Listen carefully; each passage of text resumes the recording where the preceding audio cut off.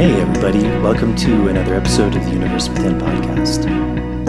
This episode of the show is being sponsored by the Amazonian Plant Healing Center, the Temple of the Way of Light. I've worked at the temple for the past decade now. I can really recommend the place. It's a place I've invested a lot of my own time and energy into, and they do really beautiful work. Predominantly, they're working with the plant medicine Ayahuasca, which probably many people have heard of by now. They're located in the Peruvian Amazon outside the city of Iquitos, about 2 hours outside in the jungle. It's a really beautiful environment. They offer 12-day retreats in which they hold 6 different ceremonies. They're working in a lineage of people called the Shipibo people, who have a long line of working with ayahuasca and different medicinal plants.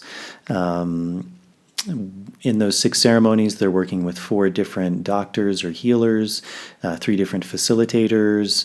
There's yoga teachers, massage therapists, bone doctors. There's an amazing integration team, an amazing support staff. So it's really just a beautiful environment to go really deeply into this work. They were unfortunately closed during most of the pandemic, but they are now reopened since August. So if you'd like more information about the temple and the work they do and potentially signing up for a retreat, check out their website at templeofthewayoflight.org. And I'll put a link to that in the show notes. Also, myself and my colleague Marav Artsy are continuing to run Dietas here in the Sacred Valley of Peru, also in Egypt. And the Dieta is an amazing chance to go really deeply into this work of plant medicine, this work and world of plant medicine. So if that's something that's interesting you, or you've thought about doing a Dieta, maybe you've listened to some of these podcasts, it's a really amazing opportunity to work really deeply with one plant. In the lineages that we've been trained in the work that we do, also to work with a male and a female guide. There's a lot of real power in that. So if that's something that's you're interested in, you can check out my website at nicotianarustica.org and also Marav's site at tobaccodiets.com. And again, I'll put a link to all of those in the show notes. My guest for today is my friend Paulette. I met Paulette here in the Sacred Valley. She's a really interesting woman. We also have a bit of a similar background. She's done a lot of work with plant medicines, with ayahuasca. She works with something called Theta healing. And we had a really good conversation. We went pretty long. We talked about plant medicines, about her work with Theta healing, about her background. We talked a lot about intuition and just some really interesting topics. It was a good conversation. I hope you all enjoy it. As always, if you're able to support this podcast, that's a really big help to me. Patreon is a really beautiful option. It's a subscription service for as little as $1 a month. You can sign up. And with the different tiers, there's different benefits that you get back, things like early access to shows, bonus material, Q&As. That's a really big help to me to continue to make these shows, to find the guests, to produce these shows, to edit it, to publish it, all of that. To all of the Patreon, the patrons, the Patreon supporters, thank you very much. That's a really big help. There's also the option to direct donate via PayPal. To all of the people who've done that, thank you very much. I really appreciate that. Also with YouTube now, there's the option to join the channel. It gives you a lot of the same perks as the Patreon option, but it's via YouTube. There should be a little join button below the videos. And then if you're not able to do that, as always, subscribing to the show is a really big help, turning on the notification bell, liking the video. That may seem like a really small thing, but that's a really big help with the algorithms to get the show out to a bigger audience. And then with the audio version going on Apple Podcasts, following the show and leaving a starred rating and a short review, that's a really big help. So I think that's it. And without further ado, here is my conversation with Paulette. Running out from the maze, running out from the maze, running out of the maze today. Running out from the maze, running out from the maze, running out from the maze today. I'm running out from the maze, running out from the maze, run out of the maze today. You have such a podcasting voice, though. It's good. It's probably from too much tobacco. No, there's like, you have this deep resonance in there, just in your voice in general. Yeah, people always told me I would be a good hypnotherapist. Oh, you totally would. And you like, I also noticed you talk so slow, like, not that you talk slowly, but your presence, it's like, you're not in a rush. You're just like, there's all the time in the world. Whereas when I'm talking, sometimes I'm like, there's so much I want to say, I got to get it out. I think that's one of the good things about these like long form podcasts is it's not like a time limit. Like, okay, we have 30 minutes, we got to get it in. Yeah, I appreciate that. Yeah. Well, cool. Right. Well, I'm aiming welcome. for 5 hours. Just kidding. My last one, I'm not joking. It actually went 5 hours. I'm aiming for 6 hours an hour. With Kunti. Do you know her? I think I've seen her name on the What Anita's group. That's about it. I don't know who that is. Yeah. She's amazing. She works with Temazcal. She runs some in Sachimunai, really close to here, without giving away my location too much. But and she works with Bufo and Campo. Oh, cool. But she's pretty amazing. She, I don't know how you feel, but certainly being here in the valley, seems like everyone is some sort of medicine practitioner. Yeah. But there's very few people who I would actually entrust myself with, and she's one of them. Oh, okay. Yeah. Great. That's good to know. Yeah, I've never had super combo. solid. I've been kind of waiting for the right time of that. Well, if you're ever interested, Thank you. I haven't worked with her, but I would feel it, good working with her. Okay. Yeah. Thank you. So it's a little plug for Kunti. So wait, have we started? I think we've started. Yeah. This is the first one where maybe people are getting a little bit of insight into the pre-podcast. Oh, okay. Speech. Easing in, yeah. Easing in. I also noticed There's it some seems jokes there, very but serious, like not much like laughter. Is that just a few episodes that I saw maybe, or does it tend to just go really serious and deep? I think, like I was saying, like I think whenever we start to speak about something, again, there's these masks that come on in a way. Yeah. And we kind of forget maybe about the casual aspect of it. Okay. But again, I think that's normal. Like it's when we're put in that role of like speaking about something, it's like if we're doing public speaking or facilitating something, like usually there's an objective, which is like to convey information in a short amount of time. Yeah. So the other stuff kind of. And you want to be perceived as a person of authority. Also. Which means to be serious. Yeah, can be. Which is not my approach. Yeah. Well, I think especially in medicine work, being able to make it light is super important. Yeah. It's super important. Yeah. I laugh at myself every single day. Yeah. Well, so I met you, I don't know when. I was trying to think. Oh. I mean, I know Marta wrote to me. Marta, who I interviewed, she recommended I speak to you. So I know. So I had already met you because we did a plant walk with a lady who I'd love to interview. Me too. Leticia. Yeah. Who was a local herbalist, and we both took she does some guided walks with Sandra, who I'm also, I think, going to interview about herbalism, about the local plants of the Sacred Valley, which was, super fun. Yeah. And the thing is, I had heard about you, like, through different people. And then on that day, I didn't know who you were. And you were like, yes, I've been living in Iquitos for many years. And I was like, oh, wow, that's random. But, like, everyone in this area seems to be connected through that world and through a lot of temple people in this area. Yeah, there's a lot of former Temple the Way of Light people, or current also. But some of them no longer work there. A lot still do work there.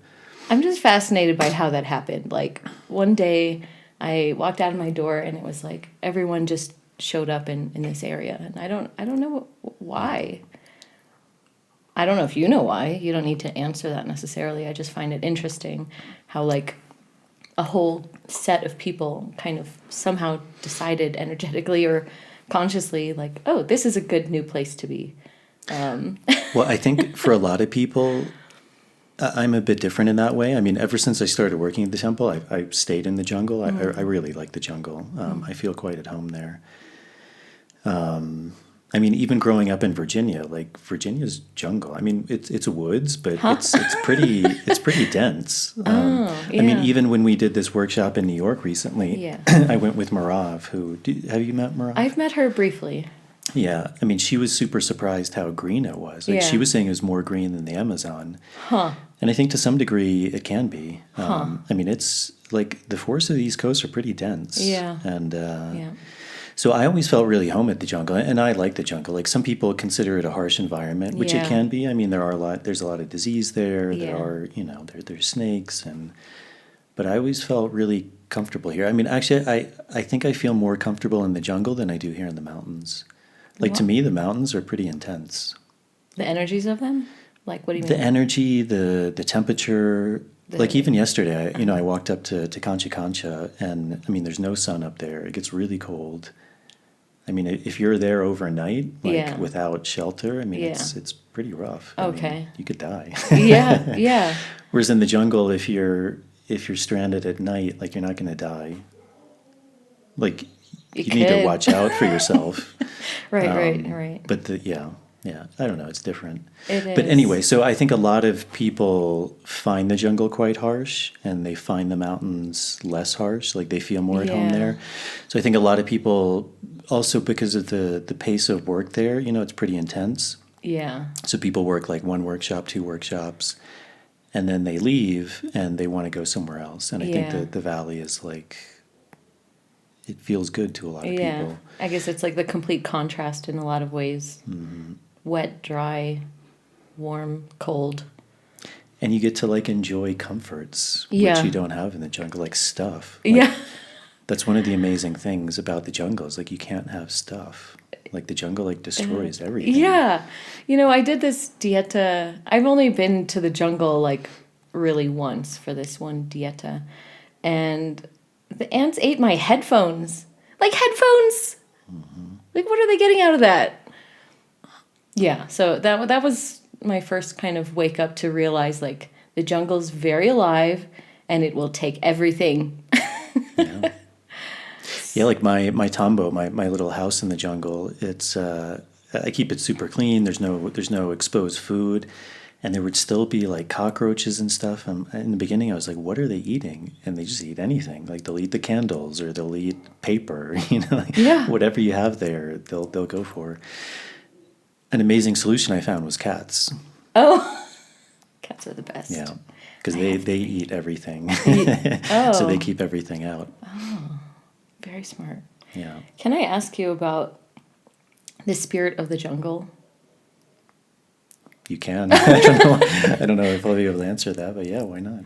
Sorry, I also just want to preface all of this because I think we're both used to interviewing people and asking questions, so I think there's going to be a lot of that happening. Yeah, that's good. I think and I've also just started to understand your mental map a little bit from listening to your interviews and the ways that you ask questions and things like that. And I think we approach things in a similar way where it's like, okay, we have, say, like this tapestry of information that we seem to have collected through a lot of different experiences and asking people questions.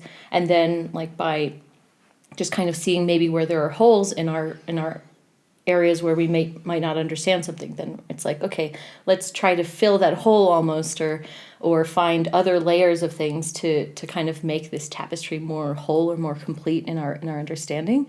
At least this is how I've been perceiving how you think, which is, I think, similar to how I think. And I don't know how other people think and how they approach collecting information over time, but that's just an observation, which may or may not be right. Yeah. Totally. I mean, even when I started, I didn't think I would be learning as much as I have from the podcasts because most of the people I interview are people I know. Mm-hmm. So I kind of already know in a way what they're thinking, or at least I think I do.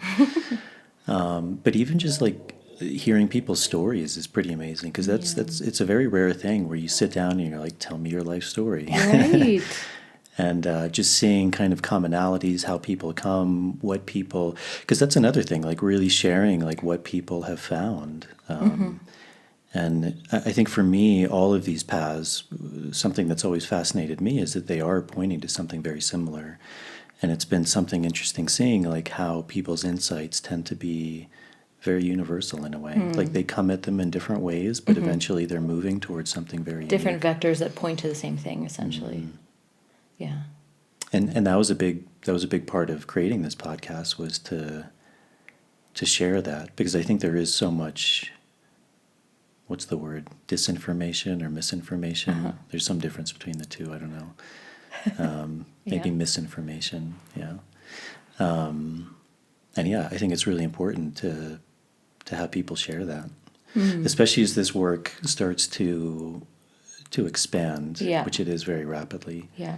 And definitely moving more, I think, towards like a clinical setting, which has its benefits, but it has, I think, some considerable drawbacks too. Yeah. And I think that a lot of the people that you've been interviewing, and also if I think back about my experience, I've been reflecting as I've been listening to some of your interviews about like how I got to whoever I seem to be at this point in time.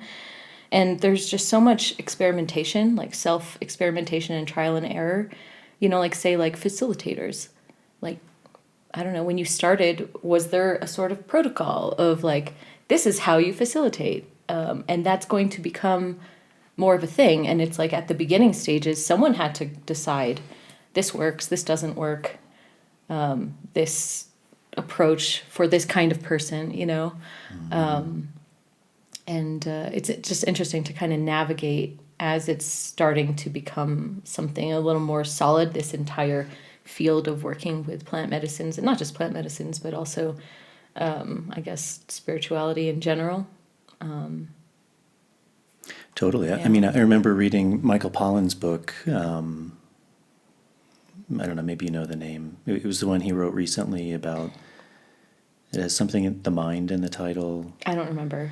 Yeah, but it was basically his journey about beginning to learn about psychedelics, which I don't know that that's necessarily the best word, but he was talking about how in a lot of these clinical settings, people are using, and I forget, it's called like, I don't know, some sort of handbook that's become like a standard that was set like in the 70s when people were doing a lot of this work, especially with LSD. And it was really interesting because reading this, it was very much a handbook of like you said, like how I think we and a lot of people do facilitate. So I think they were coming to similar conclusions.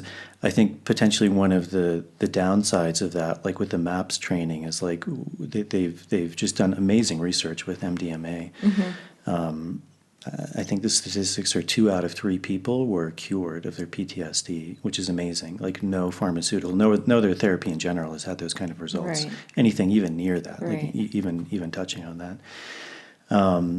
But with that, they don't require that the practitioner experiences MDMA. They encourage it, but it's not required. Oh. But they give them like this set of tools which are really valuable. Like this is how you work with a patient. This is what you say. This is what you don't say. This is how much you intervene. This is, you know.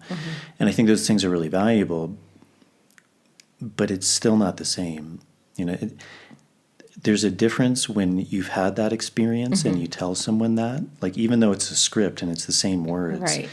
it's a much different place when that's coming from like a lived experience that you've had versus like, oh no, it's going to be okay. Right. I hope it's going to be okay. Yeah, there's this line that I got from my husband. I learned a lot from him. Maybe you should interview him. But it's you can't guide someone to where you haven't been before. And I think that that's maybe true. I don't know. Yeah. I think it is. At least in the essence, because I think that's also an important distinction is like, for example, if I'm working with someone who's been raped, Right. like obviously I don't want to experience that. You know, luckily, knock on wood, I haven't. But like, what is that person going through? What are the emotions? What are the thoughts? What are the patterns, the beliefs, the resonance of that? And I think in the essence of that, that is something universal. So if we can find that in our own lives and then see, you know, the doubt, the shame, the trauma that arises from that, without necessarily having done the exact experience ourselves, can we draw on like what those universal principles are and then guide someone through that? Somehow this is coming up to share, which is I haven't shared publicly about this, but it was a time that I was almost raped. And this was in 2004. And it's somehow relevant to what you're saying, not exactly directly, but somehow I feel like I want to share it. So basically, I was studying abroad in Africa, in Namibia and Botswana, and then spent some time with a friend for a month or so in South Africa and then Mozambique. And for like the 2 months before going to this study abroad program, it was through my school. Phone away. Anyways, me and this friend, we both did rape crisis counselor training, and then volunteered being on like a crisis line for that time period before we were going to study abroad. And through the training, we learned about the experience. We heard so many people having these experiences, the statistics, the extremely high likelihood that will happen to a woman in women's lives. In those countries specifically, or just This in general? was in Atlanta, Georgia. Wow. Yeah, and so I don't know if the statistics were for the U.S. It probably was. It was something like 1 in 3, something very high. And it was interesting to go through that experience and also to be in that support position, but having never had that experience myself, you know. And then fast forward a couple months later when we were in Mozambique, we were on this beach and basically a guy grabbed me and another guy with a machete had my friend, and he dragged me to the ground and kind of wrestled me. But I was like, you know, you've seen me in jiu-jitsu, like I have a strong base, like I can kind of let myself not be thrown around too easily. And I just had this like moment where it just felt like everything was happening in slow motion. And I think when people come to these kinds of crisis moments, it's like people either react with the fight or flight kind of thing. But, you know, there's a fight, flight, fawn. And I think another F that's missing, by the way, is feel. We can get there later. But in this moment, it was like I was just so present. I wasn't trying to resist what was happening. I was just kind of watching myself be in the situation.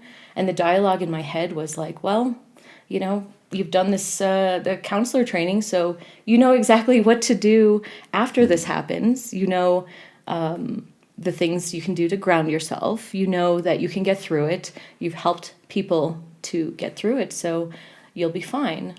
And so that was the dialogue in my head, in this sort of state of acceptance of like, okay, this is happening. You know, happens to 1 in 3 women. This is, I guess, what's going to happen to me.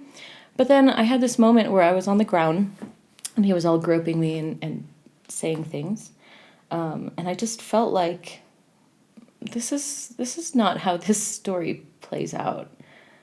And I was just like, this is not going to happen. And I just had this like really deep, resolute feeling of like, this is not going to happen right now. And this like certainty that I can't put into words. And I just like turned around, looked him in the eye, and for some reason I said, do you believe in God? And I don't know where that came from, but that's what I said. And when I looked into his eyes in that moment, I felt like I was seeing beyond the layers of darkness, beyond what he seemed to be wanting to do to me. Even though he said it, I was seeing beyond that. I was seeing who he really is beyond that. And to me, I believe that underneath all of the layers and all of the actions that are not right is that spark of God. I really believe that. And I feel like when I was looking at him and saying that, I was choosing to see that. Understanding with compassion that, like, the situation that he was in, he's probably, you know, if the guy had a machete, he was probably working in the coconut fields making less than $2 a day, you know, and here come these tourists wandering in their town, and like all the anger and all the emotions that must have accumulated in his life. It's like seeing that with compassion and knowing that that's not who he is. That's just the experience that he's had, you know, whether that is his experience or not, I don't know. But in that moment that I said that, it was like his grip loosened for just like this split second moment, which allowed me to get out of that grip. And there was a little bit more of a back and forth kind of thing until I was able to actually run away, and my friend too, after me. So it ended where we were unscathed, very fortunately. But yeah, it was almost like the reverse of what you're talking about. Like, you can't guide someone to where you haven't been before, but it was almost like because I had guided people to somewhere where I hadn't been, I was able to kind of guide myself through it, if that makes any sense. Yeah. Yeah, wow. Yeah, it actually reminded me of a story when I was bartending at this place called Soho House in New York, and I think he was a barback, but he was this very beautiful guy, and he was like very Christian, and he just had this like glow to him. And he was recounting this story to me one time where he was getting robbed by gunpoint, and like sometimes people will tell you a story like that, and you're like, I don't know, like, you know, is he exaggerating? Oh. But there was this conviction in him that I knew was true. And something very similar. I mean, he was very religious, and he just started talking to this guy, and he's like, you know, I love you because God loves you, and I see God in you. And he's like, if you want to kill me, but I love you, man, you're my brother. But he was just saying it like with this joy, and eventually like they ended up hugging, and the guy went away, and you know, it was kind of crazy. Yeah. But it was real. It was like that conviction he had was very, very real, and it had an impact. Yeah.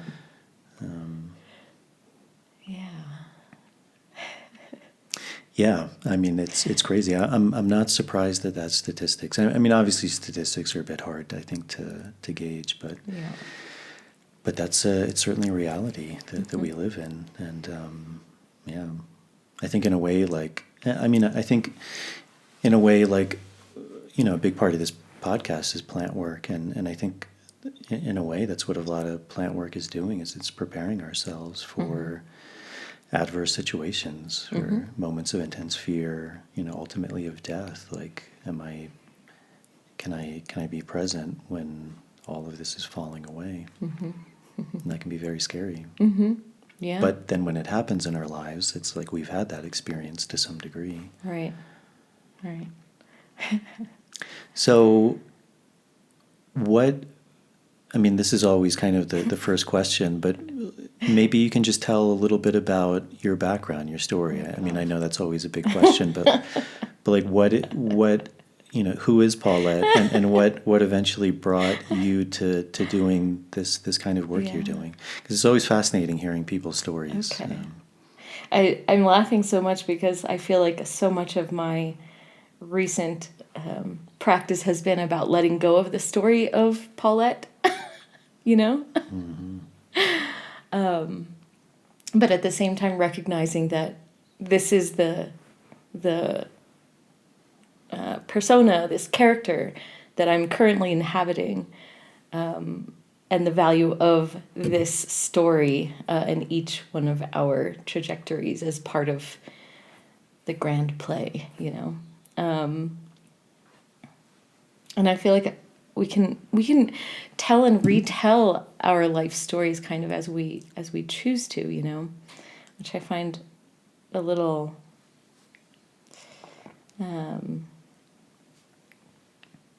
yeah, okay, fine. I'll share some things. Like, through what lens do you want? You're talking about how I got to, okay, we'll do the plant medicine thing. Yeah, I mean, all the work you're doing, like what sparked that curiosity? I mean, even, you brought this book, A Course in Miracles. We had a session together where, I mean, I don't think I can necessarily describe it, but what it felt like me was you were channeling something, you were opening yourself to something to try and to do a reading, to see maybe where someone is at and what can be worked on, what can be helped. You've worked with plant medicine, so I mean, I would imagine all of those things. There was some curiosity, something in your life that you were like, what's going on? Like, Yeah. there's something that I need to explore that whatever else I've been doing hasn't been necessarily giving me answers to that. Got it. Okay. Thanks. That helps to frame it a little better than tell me your life story. So yeah, the thread of how it came to be.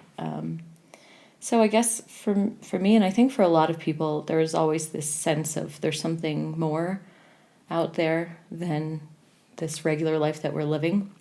And for me, I think I started to question a lot of things. 13, I started smoking weed and had some pretty cool experiences that made me really see the fluidity of time and space, that made me start to question like the very fabric of our existence. I mean, which I had been doing, but like having that experience of seeing time, in a delayed way and realizing that things aren't so fixed. I just started to question things, and mostly within my own self. I didn't really have so many other people around who were interested in these things. And there was a point when I was 14 where I think where my mind was not so compatible with, say, the education system and my current life at that time, to the point where I started to not go to school, and my mom, through the suggestion of others, sent me to a mental hospital to have me evaluated because she couldn't quite understand me. And just a little context, you grew up in Maryland. Yeah, the burbs of D.C. Yeah. Like you. As did I. Yeah. And that's a very structured society. Very. Yeah. Yeah, you know that world where it's like, if you don't fit into this box, there's something wrong with you, kind of thing.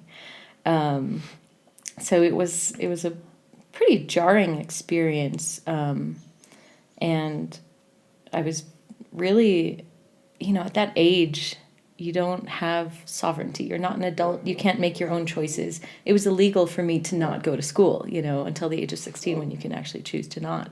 Right. But I wasn't getting anything out of going to school, but there also wasn't any alternative at all of like, okay, I have this deep curiosity. There's so much more that I want to learn, but there wasn't anywhere where I could do it except for maybe going to the library and finding some books.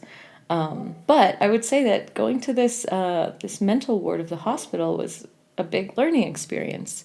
So I was meant to be there overnight to be evaluated, which was like, what the fuck? Which ended up being a whole week because apparently someone said that I was suicidal at school, but then they couldn't find any evidence of that when I was there. So that's why I was there for a week, because they couldn't reconcile it. And also it was interesting to just see kind of being in that system. And I just realized pretty quickly, like, there was nowhere I could go. Like when I first got to the hospital, they put me into like one of those padded wall rooms. Wow. And it was like, wow, there's literally nowhere to go. Okay. That's not a comfortable feeling. I don't think that we need to do that in general. But it just kind of forced me to get quiet and to go within. And it's actually when I started journaling. So that night, I couldn't sleep. I had a notebook and a pencil. Pens were too dangerous, so I just started writing and kind of reflecting and writing to myself.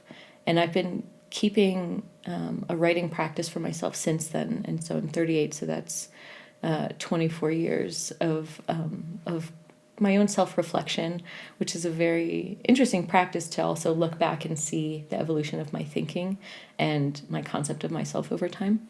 But yeah, so in that environment, it was full of all sorts of characters of all different ages. And if you think about, again, being in the school system, you're usually placed with people in your age group, plus or minus a couple of years, which I think is something that is kind of lacking in society in general, is like being in more of like the community sense of being with others and not just directly with your peers. There's a lot of confusion, I think, that happens without having the guidance of elders and also having kids around, the full spectrum. So anyways, being in That's this... interesting. Just a quick interjection, because I remember just having a conversation recently with my father and his brother, my uncle, and they went to school in Southern Virginia, in a much smaller town, and their school was all grade levels. Like all grade levels were together when they started, which was... And I never really thought about that until you said that, like actually how beneficial that could be. I mean, it could be problematic, I guess, in some ways too, but Yeah. there's probably a lot of bullying going on. But yeah. Yeah, it's just a thought. So yeah, anyways, being in this environment with not just people of all ages, but all sorts of backgrounds, like I was always like in the honors, AP, whatever classes. So it's like you get kind of siphoned off into these little quadrants of like other people who are more similar to you than not. So just like learning about people's life stories. Like there was a guy I remember who he didn't have legs because he tried to commit suicide and jumped off a building, but he survived. And, just like hearing about his experience. I made friends with this older guy, and we would put together puzzles and just talk about life. And it was actually so great to hear about the range of life experiences that people had, like, again, growing up in the area we did, at least, and also in my family, it was like, you're going to be a doctor or a lawyer. That is the choice, it's which one. It's not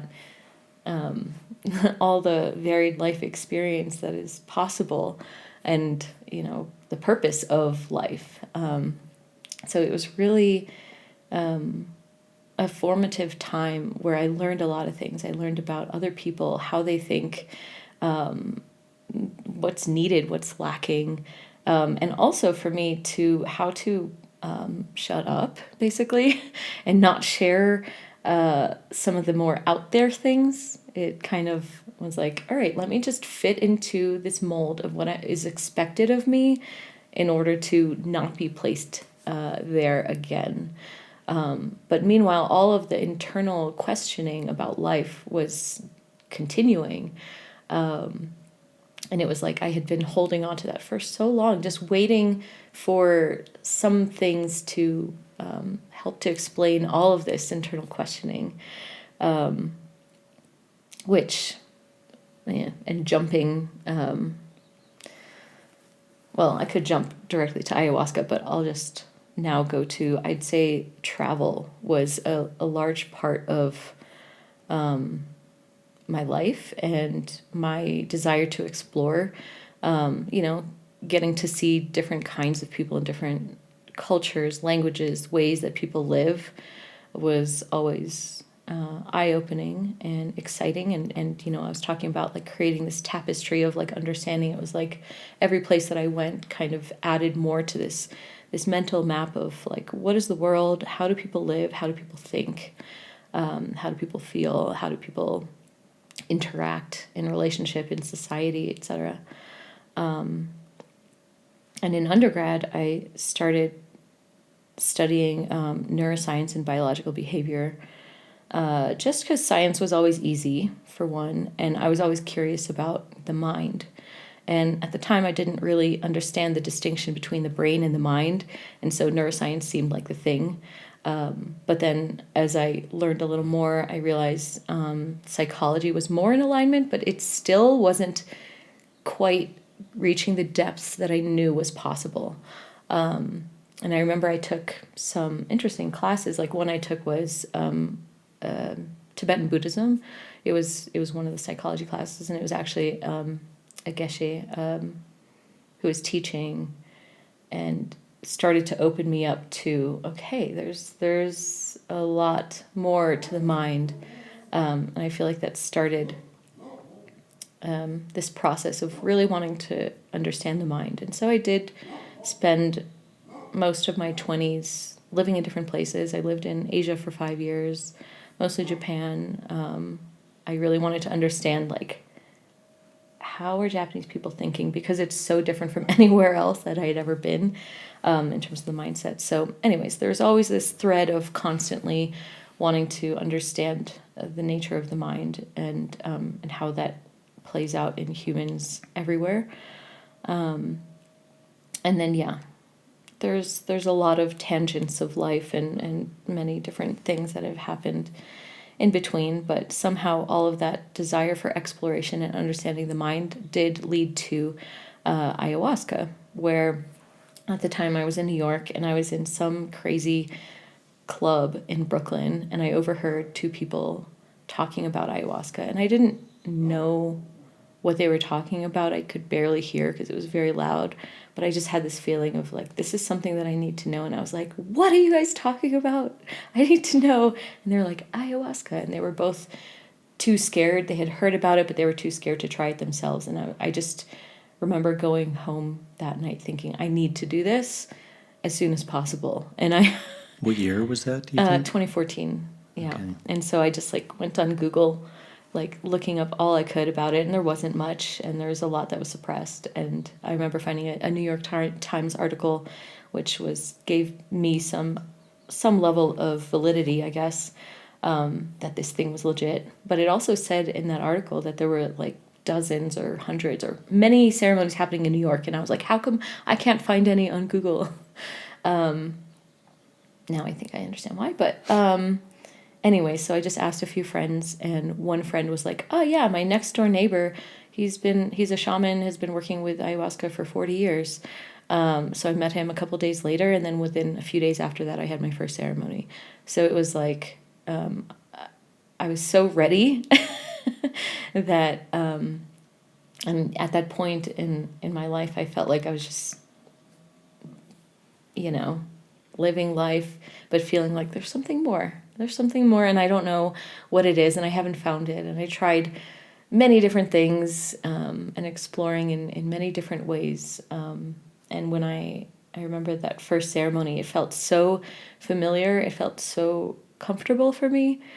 Like I felt this ease of like, aha, I'm back here. Like some part of me had known that experience.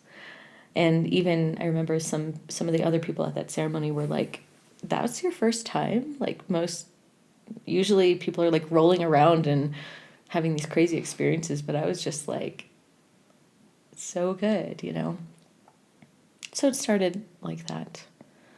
I don't know if this story made any sense, but somehow all of these threads have connected to getting to that point. And since then, I think I've been exploring not just plant medicines, but many other modalities and texts and things to sort of deepen the understanding of what is all this about? Why are we here? Why am I here? Yeah. Yeah. Yeah, I mean, a lot of that resonated with my own story. I mean, I also found travel.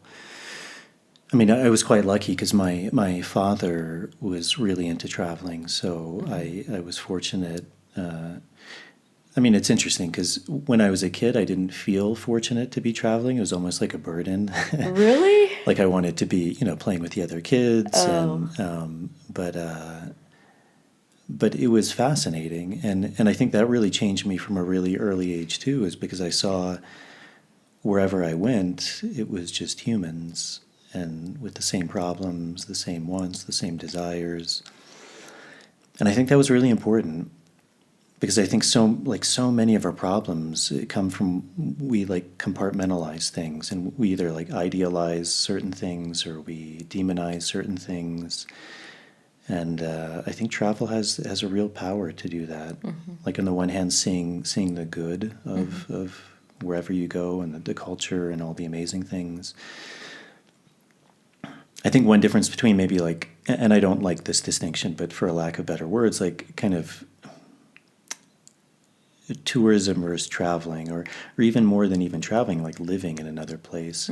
And I think it can be really easy when we like go somewhere as a tourist or a traveler to like idealize a place. Like we only see the good. And when you really start to live somewhere, you also see the not so good. I mean, I think you mentioned that interview I did with Will, and that was actually something we were talking about, which is, you know, like even here in Peru, like people come for 2 weeks and they're like, oh my God, this place is amazing. And it's, you know, all these cultures and ruins and people are so happy. But they don't see the other side, you know, the poverty, the what I would say. I mean, you were here during the pandemic. I mean, it was a military I was not here state during the pandemic. Yeah. I was in the you weren't. US. Okay. Yeah. I mean, people like throwing bleach on people. And, Right, you throwing know, rocks. Yeah, throwing rocks at foreigners because Yeah. they were the bearers of this foreigner's disease. Right. But I think that is fascinating. I think for a lot of people who do this work, there is this pursuit of, and I wouldn't have put it like the human mind. For me, it was something like, what was the essence of a human being? Although interestingly, having worked a lot with ayahuasca in more of that role of facilitation, and having done with a lot of work with the Shipibo people, you know, a lot of them joke that they would call themselves like Shipibo psychiatrists. And in the beginning, I thought it was kind of funny, but I really saw like that they were. And, you know, no disrespect to psychiatrists or psychologists, but I mean, if I had to really say, I would say actually the Shipibo people who are working with ayahuasca have a much better understanding of the human mind, because it is something that I think transcends all of the different layers. And there's a very deep knowledge of the human mind and what it means to suffer, what it means to be happy, like what is the human experience. And I mean, it's something I say all the time. I mean, I think very much these plant medicines are, I think at their most base level, or the level that's most easy to access, they're medicines of the mind. I mean, they're very much taking us into the human mind and what it means to be a human, to think, to suffer, to desire, to have fear, to have longings, to have trauma, you know, all of these things. It's a very precise tool in that way. Yeah, I think like you're differentiating like the Shipibo psychiatrist versus like Western medicine psychiatrists, and I think because when you work with plant medicines, it takes you to experiencing those things. It's not just witnessing the nature of the mind. It's living it. It's feeling that pain, that fear, that the suffering and the joy, all of it, the full range. Whereas I don't know enough about psychiatrists and psychiatry, but it's almost like there's a detachment from the actual experience. I don't know. I don't know enough to say, but it seems like that. Yeah, and I think that's a huge thing, is that experiential quality. Because also the people administering the ayahuasca, they're also taking it. Yeah. They've also taken it a lot of times. Like assuming they've gotten to the point where they've gone through all of those Right. things, right? Right. And it kind of gets back to that point, like when someone is going through a difficult experience and they say it's okay, Right. it's coming from like a lived experience of like, yeah, I know that place. It's going to be okay. Yeah. Like you may think you're going insane right now, but it's okay. Yeah. Like there's often an even like oh good, like Exactly. like this is where we need to go. Yeah. Like I was facilitating a retreat just a week or two ago, and there was a point where a man was crying, and I think he had this thought that maybe he shouldn't feel sad or something like that, and I said, "Great, Like, I was like so proud of him for having that experience, you know? And what I think just me saying that, like, oh, great. It shifted his own interaction, his own experience with sadness, you know? And I think sometimes people are thinking that whatever we're feeling isn't good, or like there's negative emotions and certain emotions we shouldn't be feeling, but it's like by trying to push it away or trying to not have it, it actually prolongs it, you know, because it's like, it's just there, like at the door being like, let me in, I want to be felt. And like so many times we're just like trying to shut the door, like, no, I don't want to feel, I'm not supposed to feel that, I shouldn't feel that, I don't want to feel it. And it's like just opening the door and being like, you know what, you're welcome to stay as long as you want, and whenever you're ready to go, you can go. Yeah, I mean, it's kind of a running joke where I work at the temple, because that's usually my response to everything. It's like, oh, yeah, very good. I think someone even made a meme, like a guest of my photo, and, you know, like, I'm dying. Ah, very good. Yeah, very good. Shitting your pants. Very good. Yeah. But it is. I mean, there's something like, again, from having gone through those experiences, when those arise, it's like, oh, like, yeah, like, very good. Like, that's, the medicine is working, like, very deeply right now. Like, it's taking you to this really beautiful place. Like, not necessarily in the moment. It certainly doesn't feel beautiful, but, you know, that's ultimately where we need to go, is into that darkness, into, you know, all of these things that are holding us back. You know, for me, I think primordially, like, fear is the biggest thing, which manifests in so many different ways. Anger, resentment, jealousy, envy, blaming, judgment, you know, all of these things. And you're saying all of that, fear is underneath all of those things?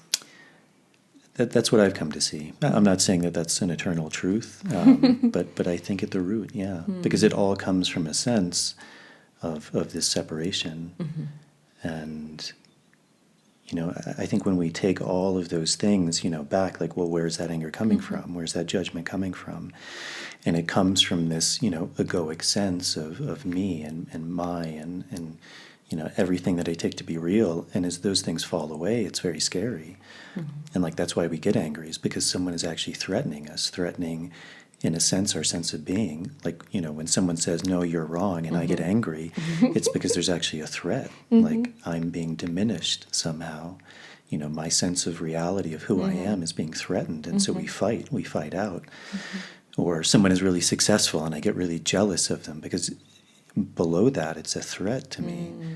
You know, like, I'm not as good as them, or I'm not as successful as them. But it's coming from this, like, this deep state of fear of, like, what happens when these layers begin to fall away. And that's very scary. And so we fight it, we resist it in all sorts of different ways. But to really go into that is very scary. I mean, which is interesting, because that's the correlation of fear too. Like, we become very fearful as those layers begin to fall away. Yeah. Because there's actually nothing to hold on to. Yeah. You know, I mean, even literally, like, the earth may begin to fall away, and then it's like there's not even something to hold on to. And then if the layers of myself begin to fall away, like, my hands are no longer there. You can't even my grasp. person is no longer there. The sense of who I am is no longer there. You know, and that can be terrifying. Yeah. Terrifying. That was my second ceremony, was that experience, which I think everyone comes to at some point, right? The ego death experience. So for me, it was. So I mentioned the first ceremony, which was like la la la, you know, which it was beautiful. I had this way where I could close my eyes and I could go. I had beautiful visions, insightful, got all of my questions answered. And then if I wanted to, if it was like too much, I could just open my eyes and be back in the space and feel, okay, I'm here. So I thought it would be the same for the second time. And it was absolutely not. It was still to this day, I think, the strongest dose I've ever had. Like, it was so strong that by the time I sat down in my seat after drinking, everything was already moving. I've never had anything kick in that fast. And I was like, oh no, like, the walls are melting. I can't do that. I can't hold on to the world through my eyes like I did in that first ceremony. And I was like, all right, I guess I'll close my eyes. And it was like, oh no, nothing's staying still there. And I just watched as like layer by layer of who I thought I was. I couldn't remember my name, couldn't remember where I was from, like nothing. It was like, no. But then I had this moment where I was like, I see where it's going, and I could either resist it or I could just surrender to it. So I was just like, you know what? And I just imagined like I was free falling backwards into just complete unknown, into blackness, nothingness. So I just, like as if I were bungee jumping backwards, like into that, and just surrendered. And once I surrendered, it was like, okay, I could see all those layers easily go. It wasn't it was just falling away until there was just like, the only thing that was like left was that tiny spark, that I had mentioned earlier, the tiny spark of God, which that was all that was left. And that was all that I needed to know. But yeah, I feel like everyone comes to that ego-death experience at some point or another, right? Why do you use that word, God? It's easy. It's 3 letters, short, one syllable. I use that word interchangeably with many other words. Universal energy, love, source, creator. To me, they're all kind of pointing to the same thing, and it's just easy. Yeah. But, I adjust accordingly depending on who I'm interfacing with, I can do sessions with atheists just as well as non, because it's just about using the right word for the right person that's going to reach them wherever they need to, Because words, and in the Course in Miracles, it's that words are symbols of symbols twice removed from reality. Words are words of Words symbols. are symbols of symbols. Words are symbols of symbols symbols twice removed from reality. Yeah.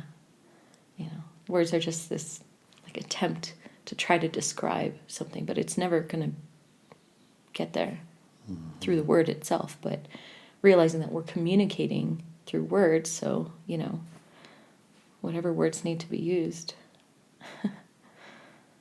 Yeah, I think I mentioned to you, I picked up that book. I think it was a PDF, and I read the opening chapter.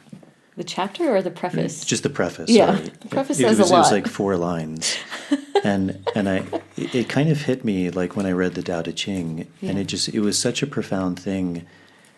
I tried skimming through the book, and I was just like, I think I just need to sit with that for a long time. And to this day, it still has a tremendous resonance. The introduction. I think you mentioned this before. It was the introduction. Yeah. Nothing. Let me see if I can remember. Okay.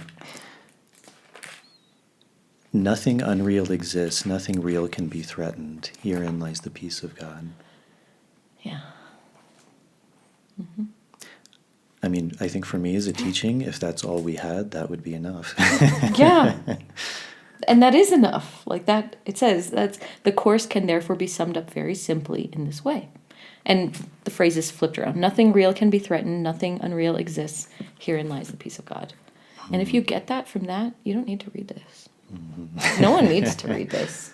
This is actually just for people who have very stubborn minds, who don't want to let go of what we think is real, and need to have a step-by-step process to undo that, to be able to get to the peace of God, What do you think that means to you? Which that? That preface. That the last 3 lines of the introduction. What does it mean? It's pointing to the peace of God, which is basically all that's permanent, or the only thing that's real is that, and that anything else is just at the level of perception. There's this model that one of the teachers of Course in Miracles, David Hoffmeister, uses, and or he received it. And by the way, this text is supposed to be a Jewish woman who channeled Jesus, And she was a psychologist at Columbia University, and she scribed this book through the channeling for 7 years. She didn't believe it, and she said, I don't believe it, but it works. Which I think is pretty powerful. And the idea that they picked the perfect channel to be able to channel this, and it kind of makes sense. But anyway, so one of the teachers of A Course in Miracles, David Hoffmeister, he received this sort of model, which I sometimes refer back to in my mind, and it's basically like the almost like a bullseye kind of thing. And the outer level is the level of perception. So that's where we seem to be in this experience here. You know, we perceive ourselves to be these seeming separate human beings in this world, which seems very real, which on some level, 99 point whatever % of this is not, we know is actually space. So anyway, so we're at the level. Do you think it's not real, or it's not perceivable in the way that? Well, you're asking about what does this mean, and to me, it's like only that being with God or Source or in that peace, that's what's real, and everything else is just perception. Mm-hmm. So it's not really real, but through our perception, it is real. So anyways, perception, and then underneath that is feeling. Underneath that is thought, or I might be mixing it up. And then underneath that is belief. And then underneath that is desire or prayer. So, and basically that it's through the desire, which is creating the belief, which is creating the feeling and the thought, and then this experience of perception. So, any sort of issue or problem that we're experiencing at the level of perception, we can trace back down to the level of thought, feeling, belief, and then in order to have a change or a shift, it's changing the desire or the prayer. And to me, it's kind of like we always have the choice, and the choice is to perceive from the perception of God or not. And it's kind of like that's it. That's the constant choice that we're making in everything that we're living. And when you were talking about all of those experiences underneath it being fear, it's that. And what's the choice? If it's not fear, the only other option is love. So you're either seeing through the lens of love or fear. And that's my understanding of what free will is. It's actually through which lens are we choosing to see from. Yeah. So anyways, I don't know if that made sense. Why do you think there's so much resistance to that? Like you said, even that book, it's like, okay, so we get the message in the beginning, and then there's all of this other stuff to like reinforce that. I don't know whether it's through other stories, through examples, through teachings. Like I was reminded of, we were speaking of no, I think this one, it wasn't the MDMA, it was Johns Hopkins. They did a really big study with psilocybin on terminally ill patients who basically were given, a very finite, a very short amount of time to live. And I think that's a really interesting group and a case study because there is a lot of fear there because their death is imminent. It's, it is for all of us, but usually we think it's something far away. But even in that like shift of perception, as you were saying, like now that perception, it's very real for them in a way where it's here. It's they're thinking about it, they're planning for it. I'm sure they're writing wills and doing all of the things that come with that. And again, I could be wrong in the statistics, but I think it was 3 out of 4 people had what they would describe as one of the top 3 or the most profound experience of their lives. I think others would be like the birth of a child or the death of a loved one. So, in that realm. And then for many, it was the most, profound experience of their life. But someone was speaking about this the other day. I was, I think, listening to another podcast, but they were reminding me of this one woman.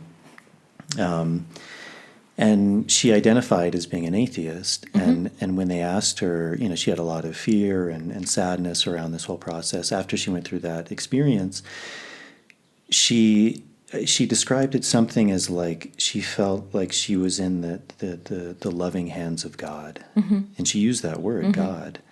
And she said after that experience, she didn't have a fear of death anymore. Like she felt like she knew where she was going, and it was a beautiful place. But it was really interesting because, again, she used that word God through that experience. And I think for so many people in our modern society, I mean, I think this is also I was reading, this is the first time in the history of the U.S. where having a religion, being associated with a particular religion is now in the minority. So I think it's like 49% now, and 51% are not affiliated with a particular religion or church. And in the U.S., that's a pretty shocking number, because even when you look at the history of the U.S., a lot of it was religious immigrants, people fleeing religious persecution. Yeah. And that was one of the truly beautiful things about the U.S. is it gave people an opportunity to practice their religion without being persecuted. And I think that's something, a lot of people forget about.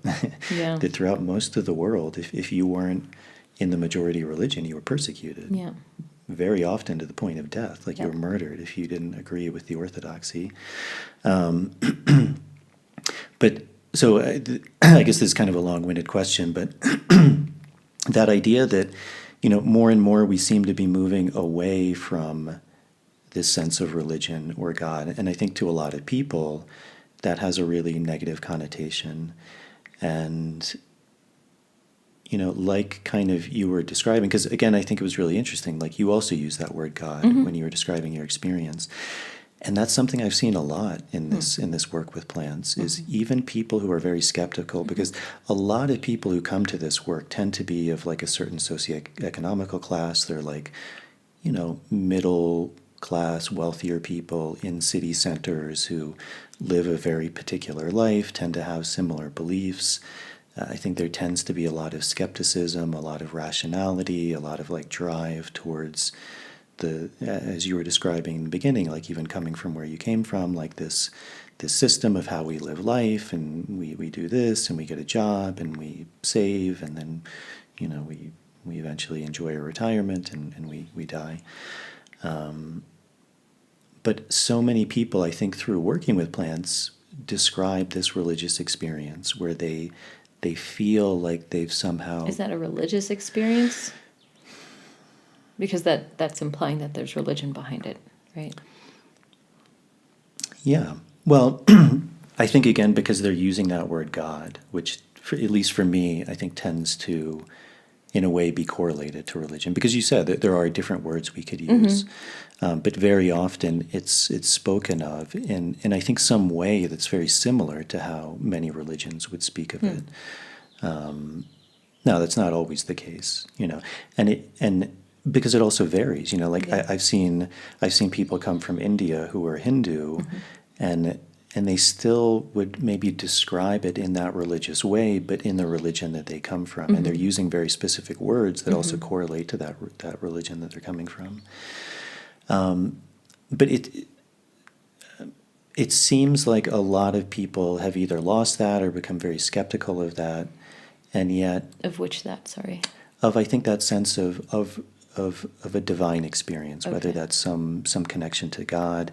And even like you were describing in this book, like this woman said, even she was very skeptical of it, and yet there was something that was transmitted to her that got her in touch with that. I'm not even sure where I'm going with this anymore, but where or why do you think these kind of experiences, whether it's through plant medicine or like this experience that this woman had, is getting us in touch with that, where for a lot of people, like maybe even this woman, she was a skeptic, and yet something is generating, like that case with the atheist woman who took psilocybin, where they're beginning to describe these things in that way of whether we want to call it like a religious experience, words of God. I think even she said it was like being held in God's loving hands. Something along those lines, where people who haven't had these experiences are then using like very particular language to describe what they're experiencing. So what are you're asking why people are using these I'm not words? even sure Why what I'm asking anymore. you started off asking why people are resistant, but then you went on a different thread. Well, it seems like like I was pointing out that example in the U.S. for the first time, more people would not identify with any sort of religion. Yeah. And yet it seems like through a lot of this plant work, like even as you described in your first couple ceremonies, there was some divine or religious quality that was leading people towards, even though for so many people, like there seems to be a resistance towards that. Yeah. Well, this is the differentiation between religion and God, right? I don't know, maybe Right? you can talk more about that. Okay. I mean, Yeah. I see that a lot of people are not into the religion thing because it's more about institutions and rules and not actually the experience of getting in touch with God. I don't think you have to have a religion to believe in God. I don't think you need to subscribe or ascribe to any religion to have an experience with God. Like I think and even this text of A Course in Miracles, to me, I find a lot more, I can fully understand atheists' perspective of why they're atheists, because and I'm going to jump into this concept here because it's coming through, and it's basically one of the concepts that this course is talking about, is that a big misconception, I believe, of this world. And I think a lot of people think that God created this world, but through the lens of this text, God did not create this world. That it's the ego mind, the split in the mind, which actually created this world. So imagining basically, okay, the loving hands of God, perfect peace, all is well, non-dual experience. And then it talks about the tiny mad idea that thought there's something more.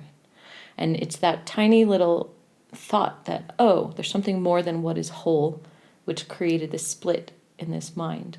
And that could be correlated with the Big Bang, creation of the universe, creation of form. And so this whole world is the world of the ego. It's the world of ego's creation, which I think is why so many people get confused and think, why is there so much shit in this world? Why does nothing in this world seem to lead to any sort of joy and happiness? A lot of people are really get mad at God or blame God because they're having shitty experiences in this world. But I think that the atheist perspective of like, well, if God didn't create this world, then I don't know, somehow that fits this model, because then we're actually bringing the responsibility back to our own minds to be able to come back to God. And so if an atheist is like, doesn't believe that God exists, but then they have this experience of actually experiencing God, to me that, I don't know, I feel like I'm not making sense here. And so feel free to ask questions if I'm not making sense. But to me, God is this that experience of peace. And I think religion is more about trying to make that fit into the world, And so it makes sense to me why people are turning away from many religions. Not saying that people can't also have religion and be connected with God. And for many people that works very well, to have some sort of practice or ritual or coming together with other people in order to experience that. That's definitely doable. But I think for many people, the current institutions, the current religions that exist don't really get people in touch with that actual experience of God. I don't know. Thoughts? Well, it's interesting you use that word peace, because I was actually speaking to Marav the other day, and she was kind of teaching me some of these Hebrew hymns. I think in a distant hope that one day I would be able to sing them with her. Maybe you will. But it was fascinating because there's a lot of like shalom is often a really common word, or these other words that she was telling me that are different words that have the same meaning of peace. And so essentially almost all of these hymns are like speaking about peace, peace, peace, that this is what God is. God is peace. God is peace.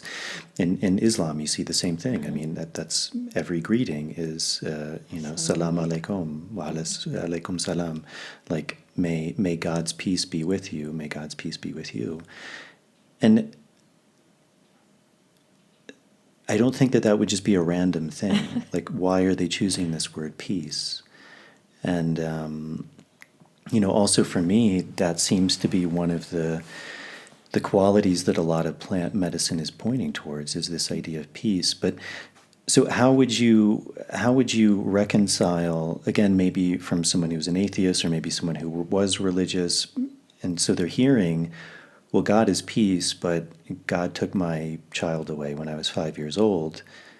That doesn't seem like a very peaceful thing. Or they look at war and they say, well, how can there be a God if, or there's, rapes and child molestations and, mean people. So is it, because again, what you're pointing to is that split, that the world is duality, that it is light and dark? And yet, why is that the case then? If the essence of God is peace,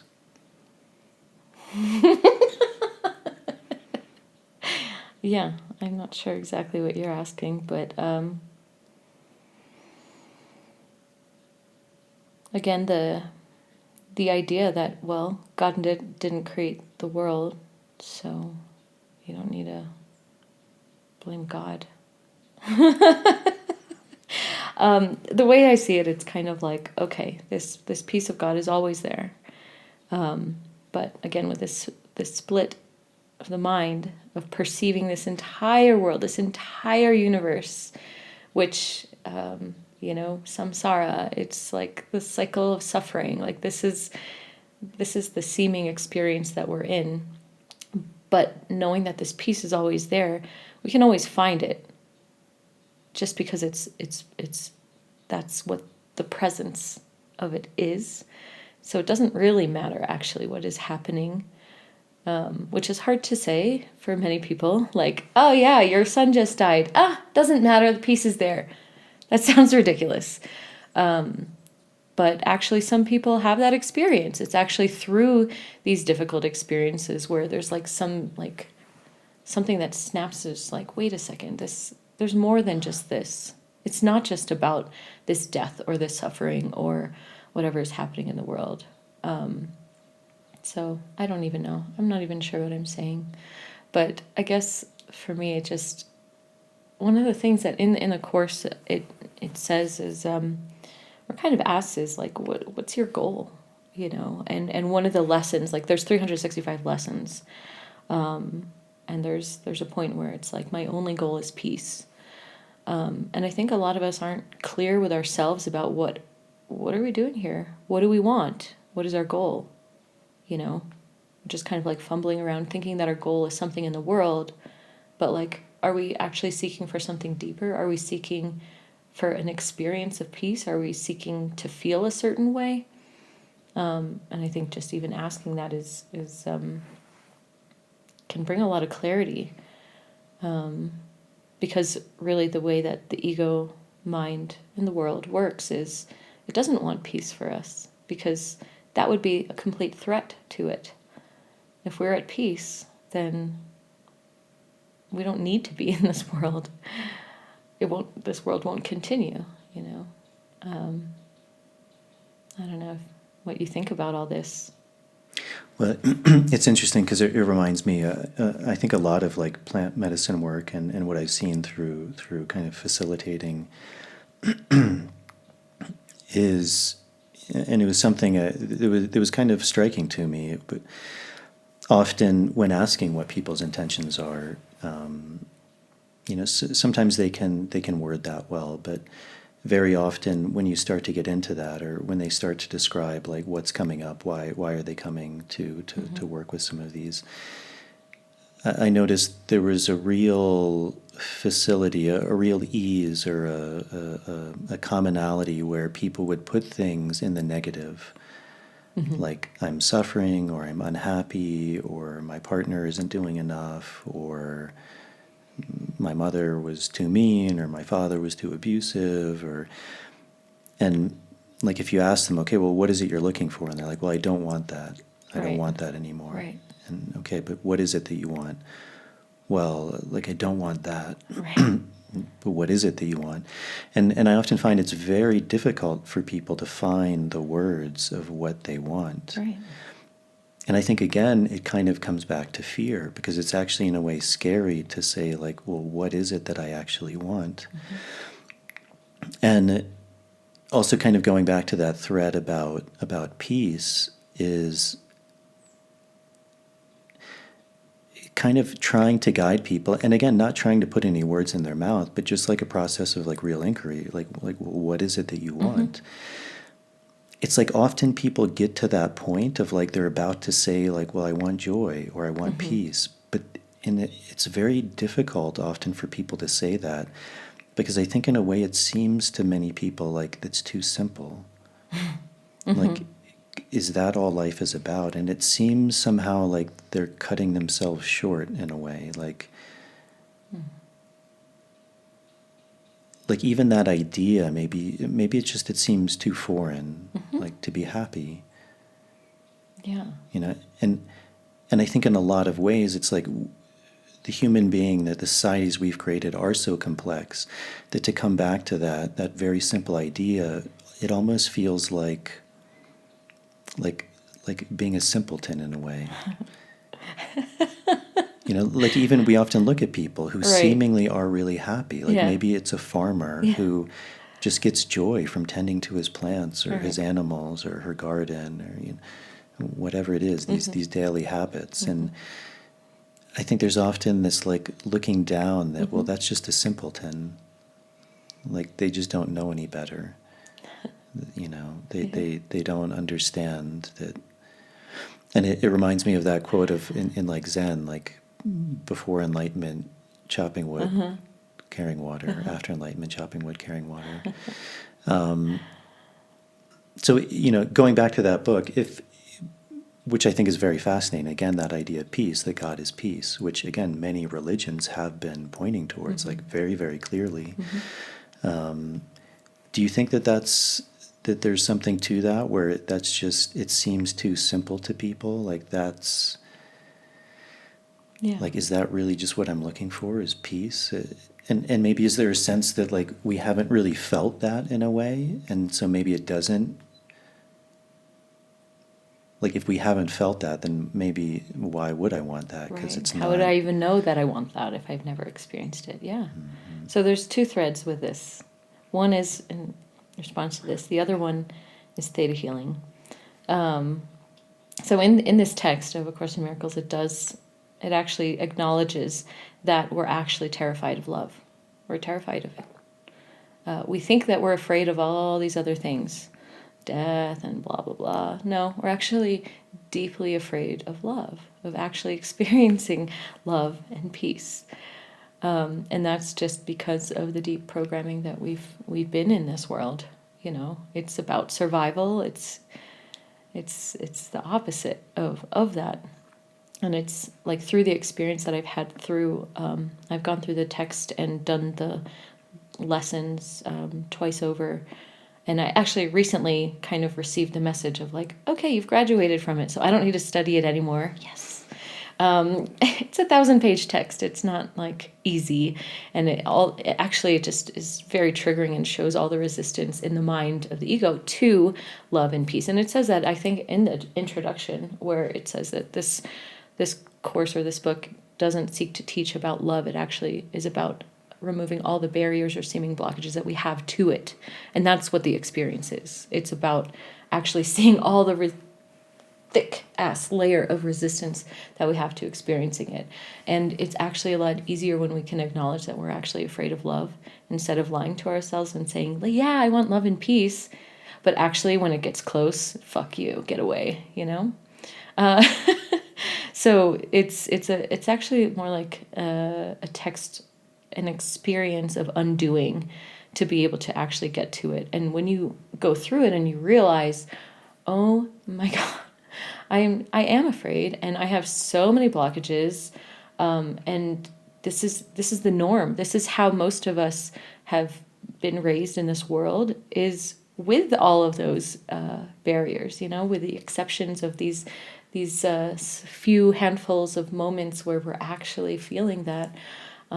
That's how many of us are operating from, and to be able to actually see that and then undo it, and then to start to let that experience of peace and love start to be present. It's an interesting experience. And then another thing I was going to talk about as well is so theta healing is another modality that I've gone quite deep with.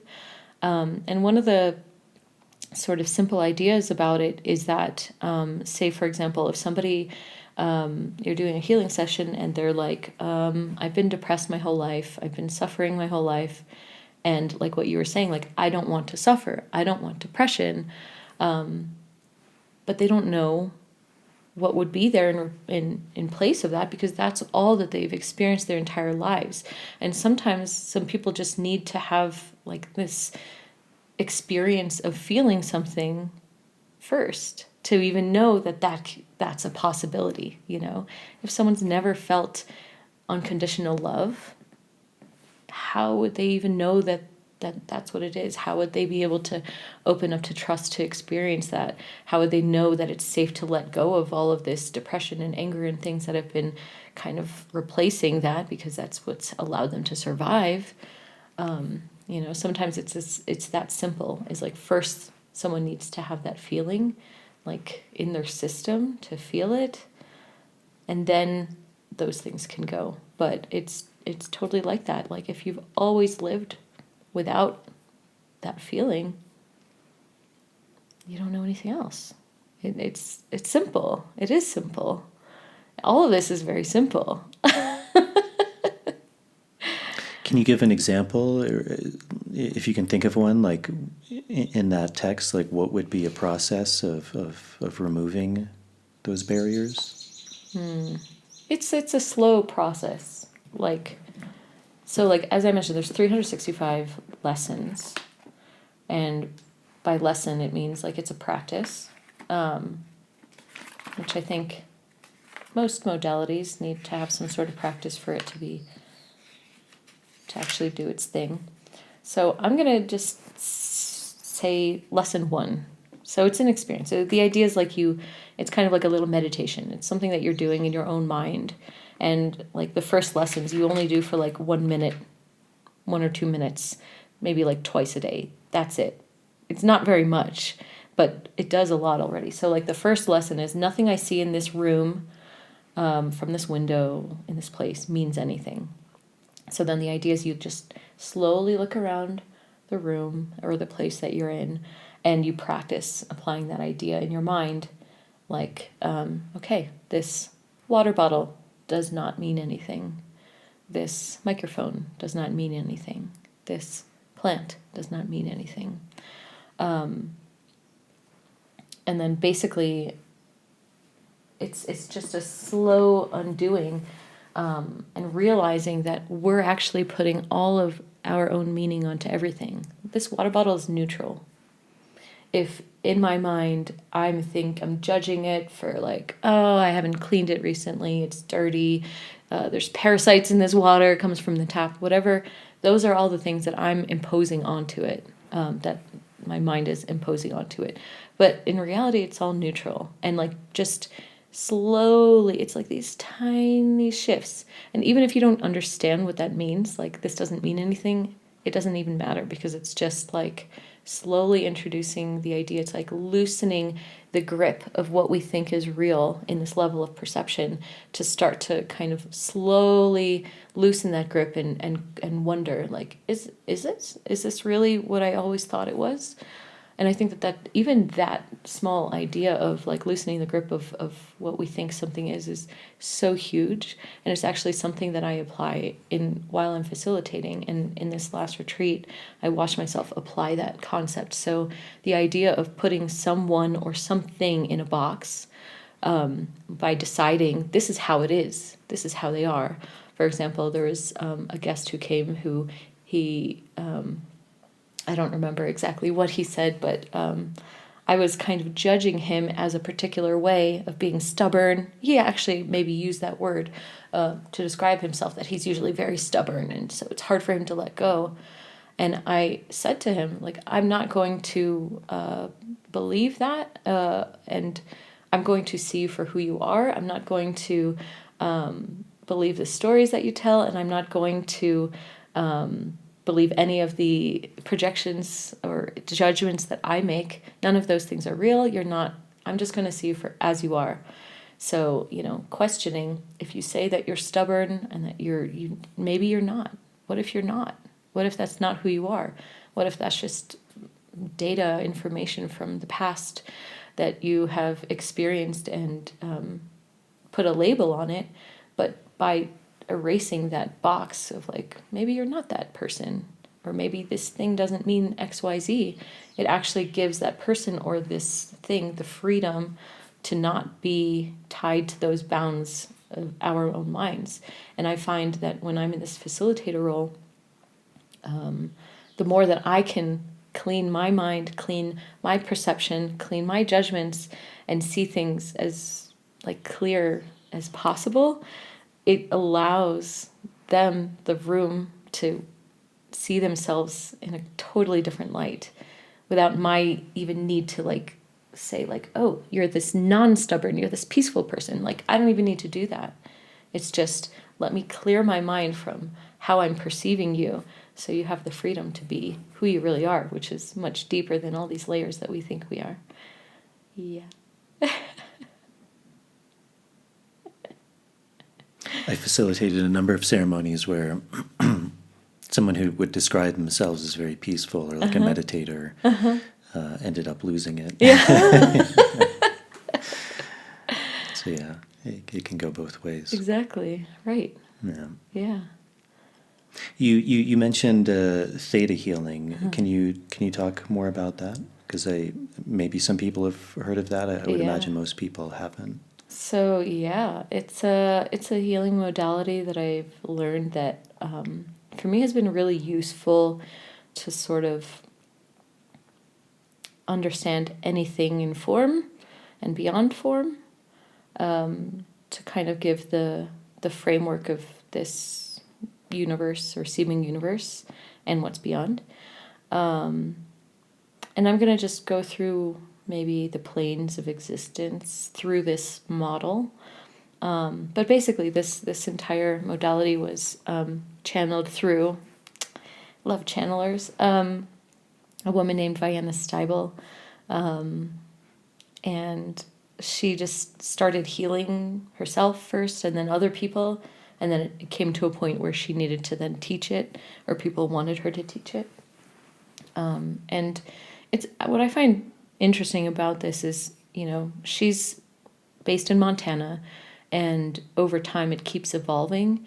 And what she said is that the next sort of levels or the next classes she receives when the collective is ready for it. I have a lot to say about theta healing because it's one of the modalities that I've worked with the most, and when I work with people, I often use it just because it's all inclusive. Like there's nothing, no being, no experience that can't be worked with through this. So basically, one of the ideas is there's 7 planes of existence. The first one being like minerals, rocks, the second one plants, third one humans and animals, fourth ancestors, fifth ascended masters and other beings, sixth is the laws of the universe, and then the seventh is source, God, creator, whatever word you want to use with that. And so just having that sort of framework for me has been really useful, even in like say ceremony space where like maybe a being will appear in my vision, or in the space, and I'll just know, okay, who is this? Like I can kind of place where this is. So that's basically the 7 planes of existence.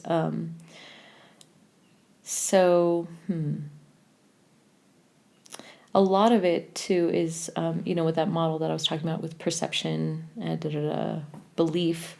So a lot of it is also working on the level of belief, realizing that whatever we believe is also creating the experiences. So where the sort of edges that are in our existence, wherever we perceive conflict or where we are finding blocks for greater growth, it's basically, you can trace it back down to usually a set of beliefs or a belief that seem to be limiting us from experiencing what's beyond that. And part of that, reconciling this with, say, A Course in Miracles, it's like ultimately the goal is the same, is to be one with God in that non-dual experience, but it's also very practical in recognizing that we very strongly believe that we are these beings, that we are having these experiences, that things are fixed, and it's just kind of acknowledging that. And then I was saying, she does new levels as the collective is ready for it. And I just want to share a little story, which I think is cool. So I have a lot of dreams in general, a lot of lucid dreams and very clear dreams. I enjoy working with the dream world in general. But I had this one dream one time, which is one of the most clear, long dreams that I've ever had. And in it, I was in a classroom with Vienna, with this woman. And there were 5 or 6 of us in there. And she was teaching us about the details of how to travel in time and to make changes, to go back in time and make changes. And it was almost like we were kind of doing a trial and error thing. It reminded me a lot of Back to the Future. And I came out woke up and just wrote so much down because there was so much information about those details of how to do that it was so clear, and it stuck with me. And then a couple of months later, I met with her at a training in Mexico, and I told her about the dream, and she just very calmly was like, "Yeah, that's DNA 4, basically the next level, which hasn't come out yet, and it still hasn't. Probably will be in a couple of years or something. It depends on when sort of the collective is ready for that. So that's just a part of one of the future classes. And just to give you an idea, DNA 3 is a class where in it I learned how to do remote viewing, telekinesis, moving objects with your mind, changing the taste of water, some things that right now I think a lot of people are able to do.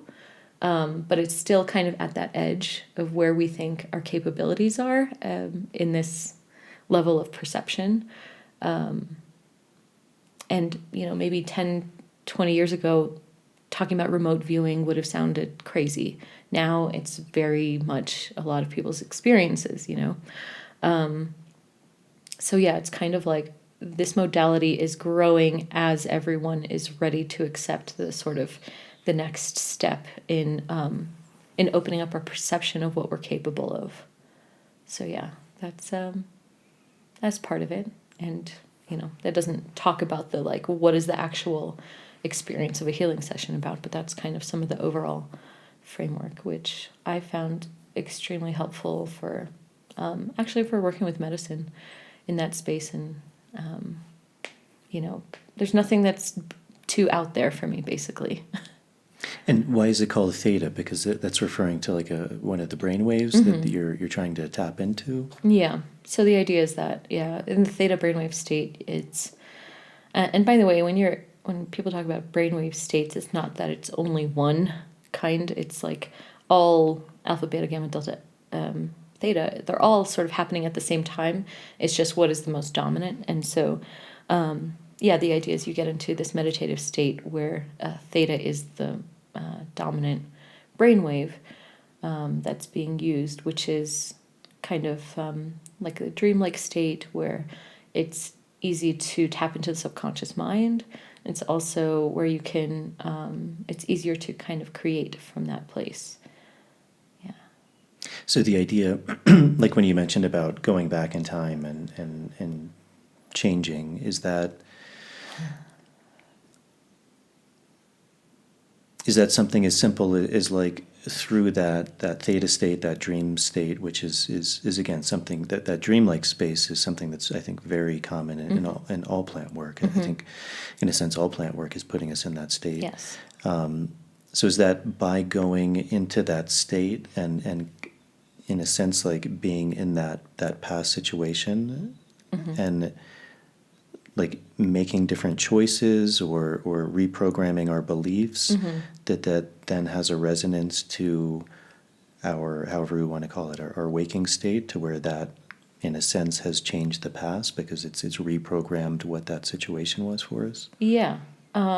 So firstly, this level hasn't come out officially, so what I'm sharing is just from my dream, not from anyone from the Institute or anything.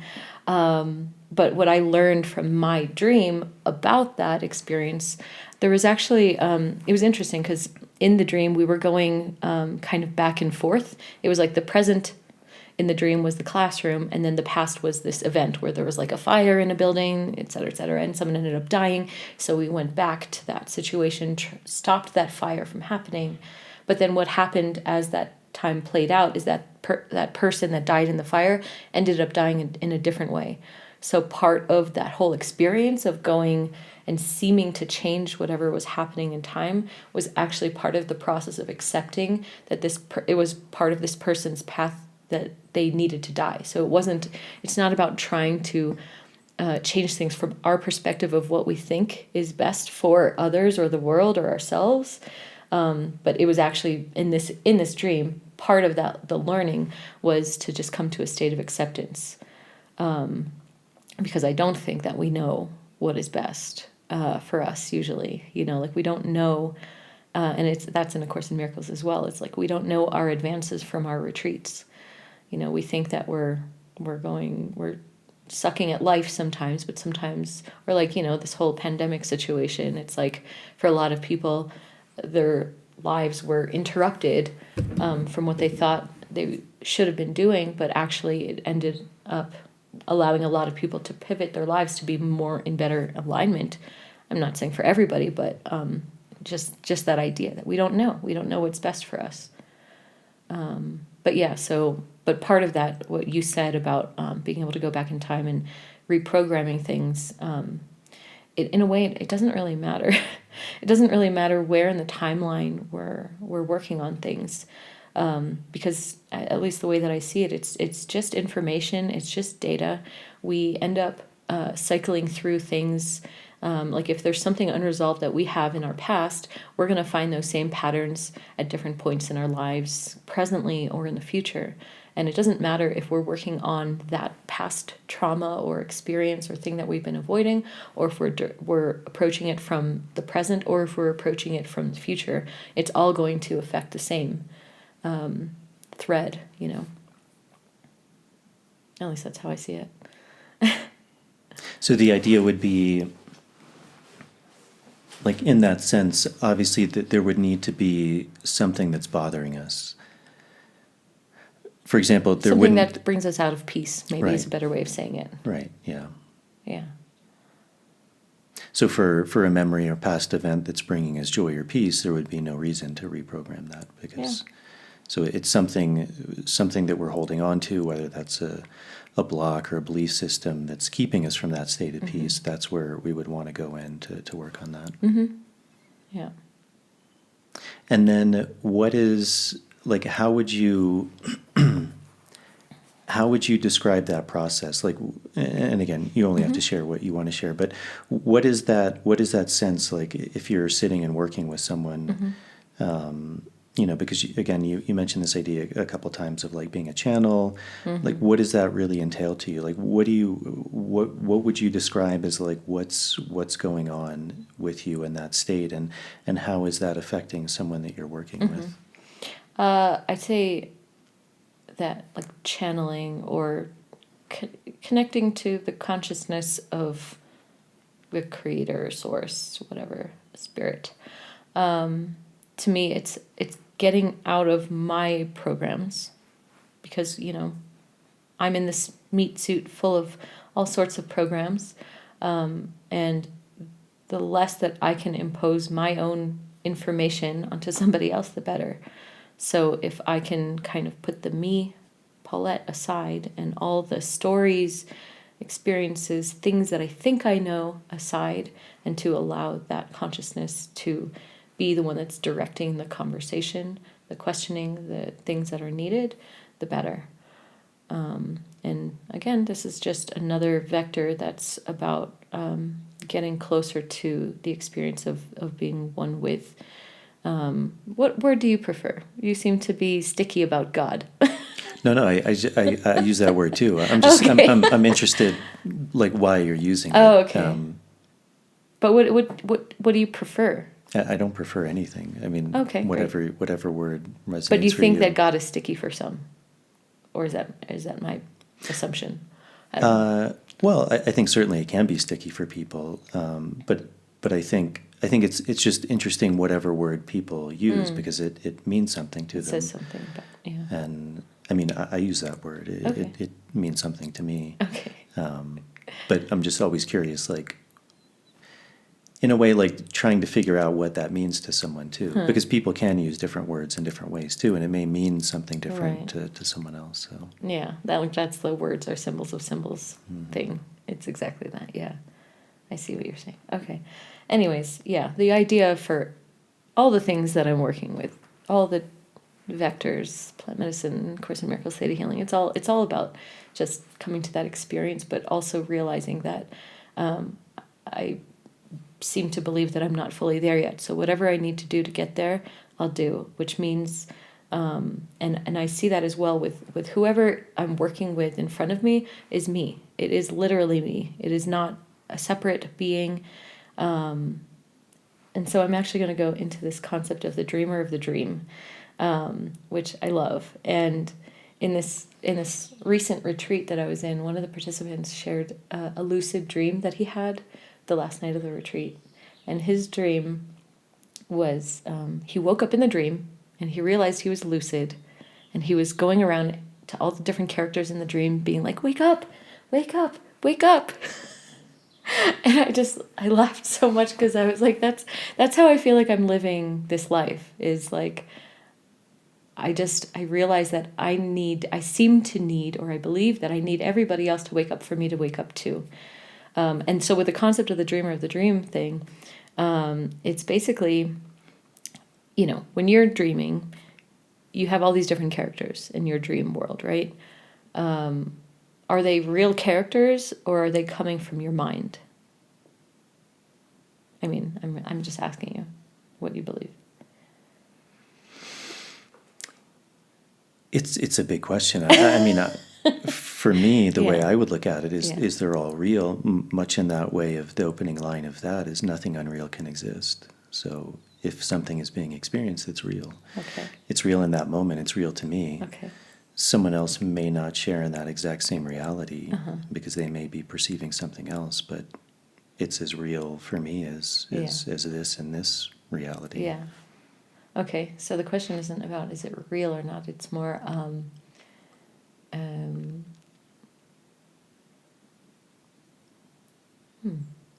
don't know how to ask it. Okay, I'll just share what. And then where coming I- from the mind, I mean, that's kind of a big question too, because again, we could say everything originates from the mind, like you're Right. pointing to, like Yeah. all of creation comes from the belief, the observe, like this exists because I'm there to experience Right. it, and Yeah. Mind is wherever we are. But so I'll just, okay, so to summarize this concept of the dreamer of the dream, the idea is when we are sleeping and dreaming, that all the characters that we witness in our dreams are still coming from our mind, from one mind. And the same concept is applied to this experience, that maybe we are not actually separate beings, maybe we are actually just different characters, but being played out from one mind. So that's kind of how I approach seeing and experiencing this life, is seeing you as we're part of the same mind. And I'm seeing you, but it's not, you're not separate. I'm you, you're me, and I'm not always there, but I find the more that I'm doing all these different practices, the more stable that awareness is. And so sometimes I'll just walk around, like the market or somewhere like that, and I'll keep that in my mind of this, like, okay, these are all just other characters that are part of the same mind. And the idea of judging others or in any way, shape, or form, positively or negatively, it just becomes a reflection about how I'm perceiving myself, So coming back to the Theta healing thing, so when I'm doing any sort of session, or even conversing with anybody, it doesn't even need to be a formal session. I'm doing my best to keep that in mind. And so if someone is experiencing whatever, anything out of peace, I actually just do my best to come back to that state of peace. And sometimes just doing that and not perceiving them out of peace, it actually seems to do something too. And that also brings me to Ho'oponopono. Are you familiar with that?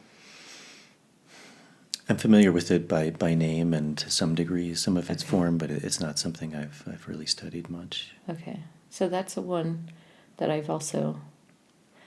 They're all very similar, but I took some classes with Dr. Heliaka Hulen. He has a fascinating story. I mean, have you heard of his story? I'll tell the summarized version. That basically he was, I think he was a psychiatrist working at Hawaii State University Hospital at the mental ward. And it was like in horrible conditions. The staff would like walk against the walls because they were just like so afraid. There was violence, I don't know, all sorts of crazy stuff happening. And he practiced what he learned about Ho'oponopono, and that meant taking all the files and just cleaning his mind while looking at each file. Cleaning, cleaning, cleaning. He didn't meet with a single patient, and I don't know how many months or how much time went by, but there was a point where they had to close it down because everyone got better. And so his practice and what I've learned from him is it's basically just keep cleaning your mind. Use anything that you're witnessing is you. And so if anything is bringing you out of peace, clean that, So that's part of my practice as well, is just to keep cleaning my mind as much as possible. And it's part of the idea behind that because, like, when you're holding that state, it's very difficult.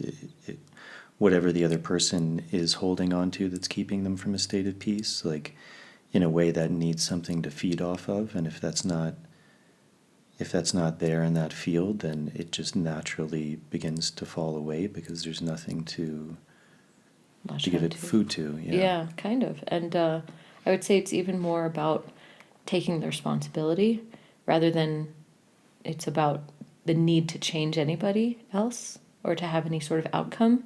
It's actually just like the idea is like 100% responsibility for everything that I'm seeing, everything that I'm witnessing. There's no blame. There's no, oh, this person's like that. It's 100%.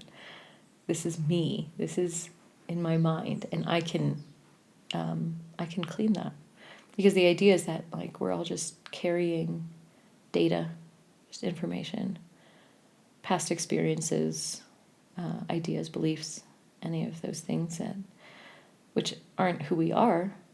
And the more that we can clean it, the more we're in that state of coming back to peace, love, God, spirit. But it's kind of radical in that sense, in that it's about taking the responsibility. And like, it's what I was doing this past retreat. Everything. And I mean, like, okay, there's the participants, and it's like all of their stories, all their experiences, and just in my mind, I'm just cleaning. And beyond that, the owner, the retreat center, any sort of like conflict or issue, that's my responsibility to clean, you know? And the more that I, like, it was amazing. It was probably the best retreat that I've been on in that I was able to really keep cleaning, like, and stay with that more stable and longer than maybe I have in previous times. And the result was amazing, I would say. And it's not even about the result. It's just being in that constant state, you know. And is that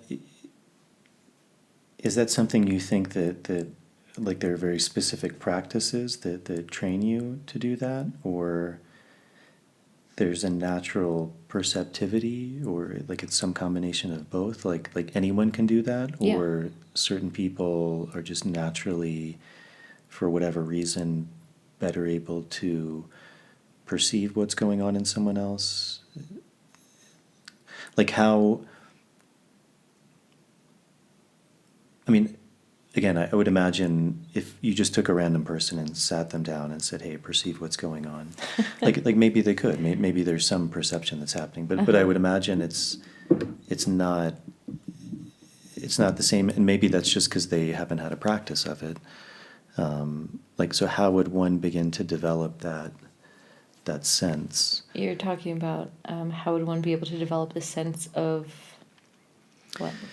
That perception, like because you're saying, like, I'm perceiving something in this person that's keeping them out of peace, and then I'm holding that or cleaning that or not judging them for that.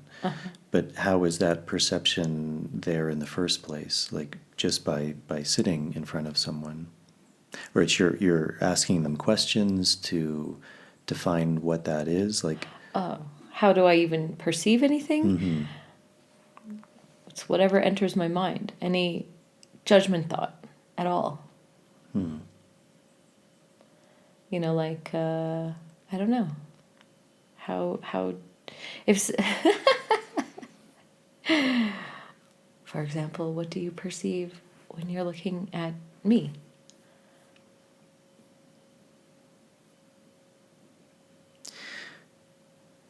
Well, I guess that's what I'm asking, because obviously there's perception. Like, I think anyone can perceive certain things, and I think we all do that on a daily basis. Exactly. I mean, we're walking down the street and we get a sense of like, ooh, like I don't want to be around that person, or oh, that person feels really nice. Like, you know, their energy feels really good. Right.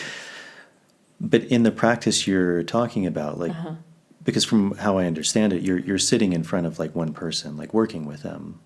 Yeah, well, what I'm talking about is, yes, in the context of, say, doing a one-on-one session, but I'm also talking about all the time in everyday life, always. Right. Even on my way driving here, there was a guy, like I was turning left here, and there was a guy that was mad that I had to brake to turn left. And I saw him in the rearview mirror go, and I was like, oh my God, okay, whatever I'm perceiving with that, all of the ideas, like, he's impatient, whatever, all of my thoughts, that's for me to clear, you know. But like with love, for me, I laugh at it because sometimes I think, oh, I'm so at peace, look at me. And then a small thing like that will trigger me, and it's like, oh, perfect, okay, thank you, you know. So I get pretty angry when I'm on my motorcycle and people try and run me off the road. Yeah. And I usually find myself like flicking them off or like cussing them out. Try saying thank you next time. I'm serious. Like and this is part of Ho'oponopono. What a lot of people learn from it, or what they associate with it, is the 4 phrases. You know, forgive me, I'm sorry, thank you, I love you. I don't know. That's what some people call the social media version of Ho'oponopono, which I'm sure is, and for me, that's what I understood about it at first, and I used those phrases, and it helped me to come to a greater sense of peace. But it's like realizing that what it is it's actually so much deeper than just like a surface level thing. And actually genuinely meaning thank you for like when someone pisses you off. It's like, thank you, because I wouldn't have been able to see that aspect of myself, or that area where I'm not in peace, or that area where I'm holding on to judgment, if not for this interaction, you know. So then what do you think is that balance of, because I think some people watching would say, okay, so I can understand, like you're working with a client. Let's say, again, you're in a ceremonial space and there's a number of people.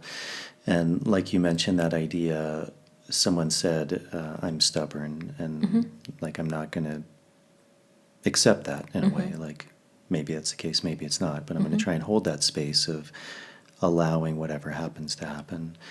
And I think many people would look at that and say, well, what happens, like, again, let's just assume we're talking about that space. Someone starts becoming like physically violent. Like, wouldn't there need to be some judgment or some recognition of, hey, this person is a danger, therefore I need to take action to prevent that? I have no idea. I've never been in that situation. Have you? And or maybe even something more simple, like someone is rolling around on the floor and it's a hard floor, and maybe you can see like, hey, like maybe they're going to hurt themselves. Or is that just coming from a place of again, like not necessarily a judgment of that person, like they're bad or they don't know how to control themselves, and just looking at it from a neutral place of like, oh, they're hurting themselves, therefore I'm going to take action to prevent that. yeah, I like your question. It's making me think, and it's coming back to, at least for me, and I know it's totally illogical and most people don't operate from this place, but I ask everything that I do, and I do everything from guidance. It's not about like deciding if XYZ happens, therefore I will do XYZ. It's like a moment by moment asking that I do and following that and trusting it. You know, I learned from a friend about this like idea of pray, listen, and then follow. And a lot of people do maybe the praying, like, hey, source, guidance, whatever, what do I do? And they'll get an answer, but then they'll do something else. And then later it's like, I knew it, you know? And I think it's because we have this intuition, that guidance, that inner guidance that is so accurate and always leads us the right way. But the way that our minds are programmed, often we don't trust it all the time. So I've been learning to live from that place of actually following through. And sometimes it's not easy, and sometimes there's pushback, and sometimes people get upset. But I just have so much trust that what I'm getting is exactly what I need to be doing, that I don't have any concerns or worries. And there was, let's say in this last retreat, where someone was breathing in such a way that I, for a moment, interpreted it as, oh no, they could have trouble breathing, blah, blah, blah, something could happen. Yeah, there are protocols in place, and there's like a medical doctor on hand, on call if need be.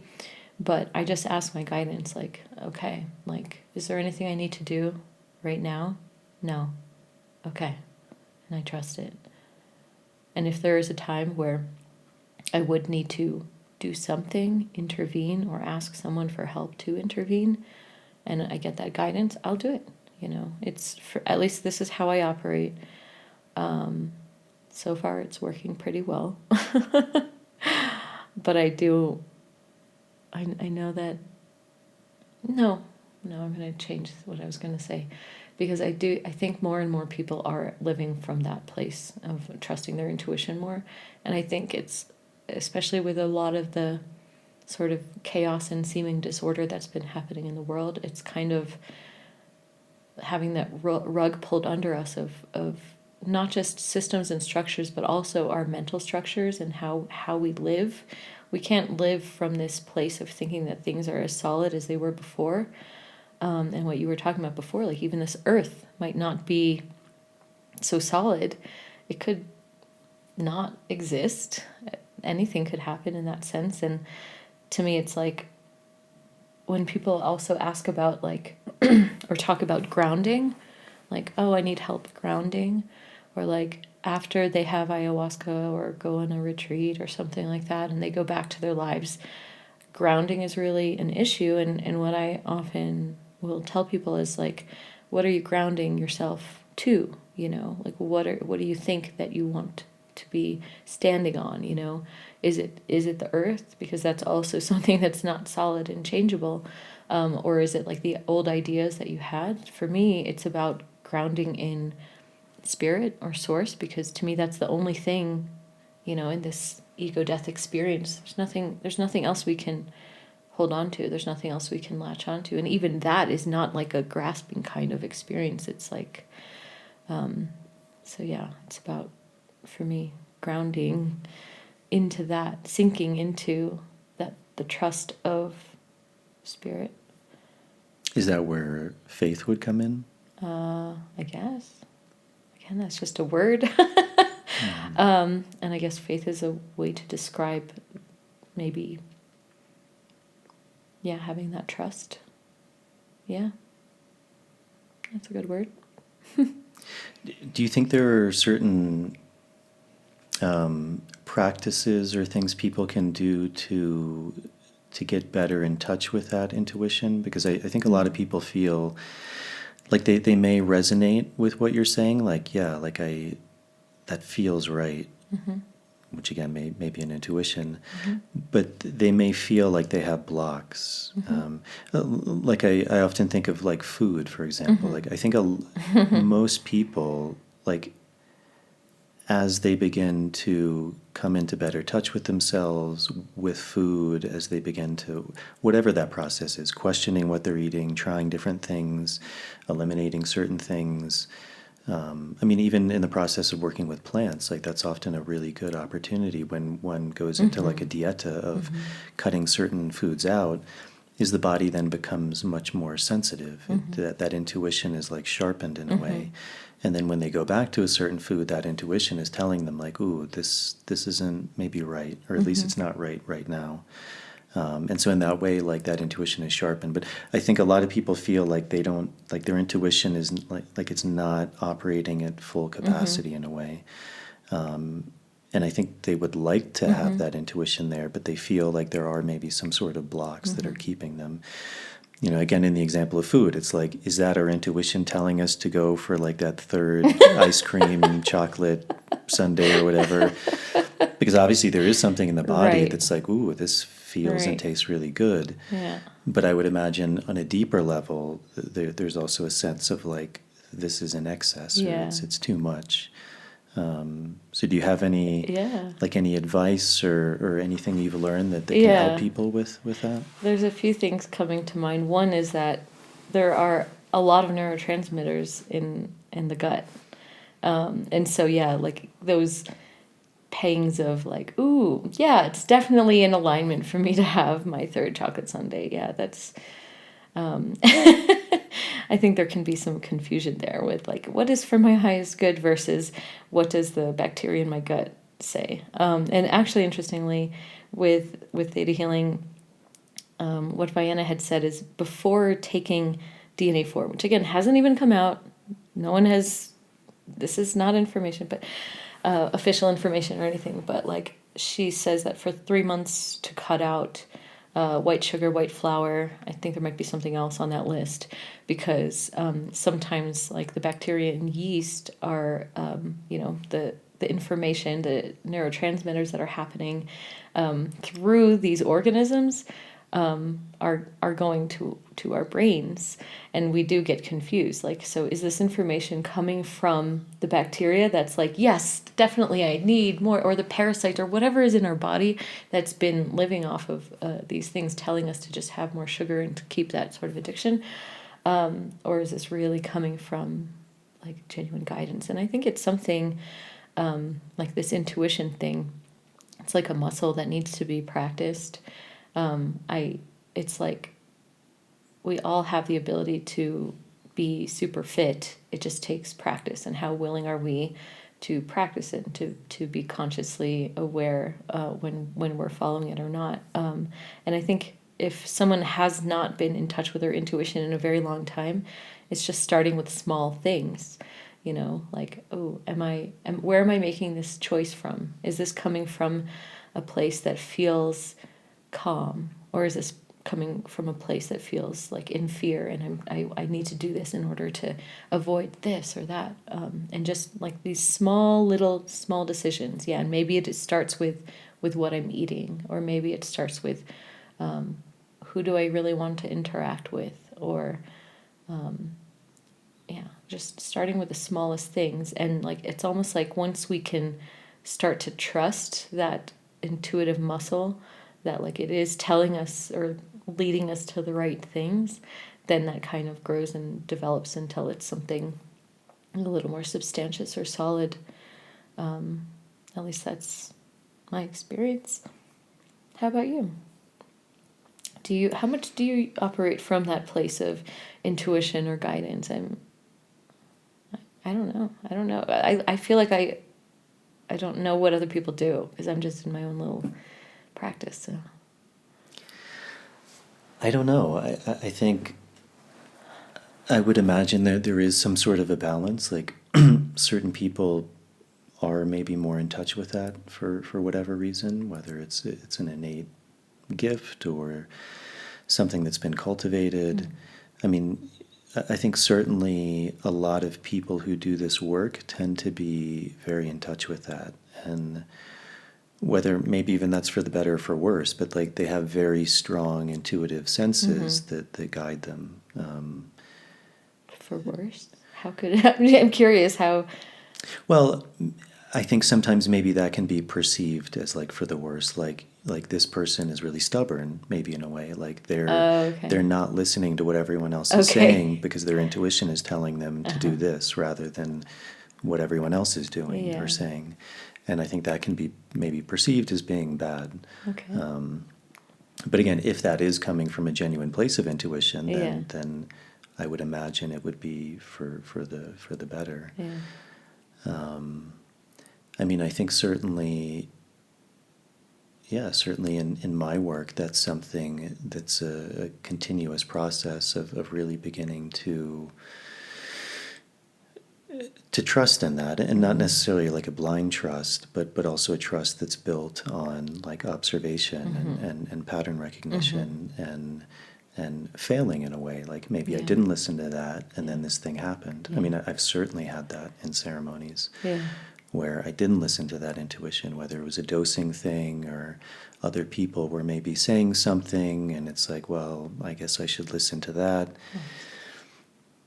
And I think in that way, like we learn, right? Okay, I didn't listen and X happened. Was X good? If yes, then my intuition wasn't correct. If Y happened and Y was not as good, then probably I should have listened to my intuition. And in general, I think the more one goes into themselves, I mean, I think these plant medicines are a very powerful tool, but it's not, one has to do that. I think one can do anything. One can be a gardener and like following that intuition, like, well, the packet says plant half sun, but I have a feeling it should be full sun.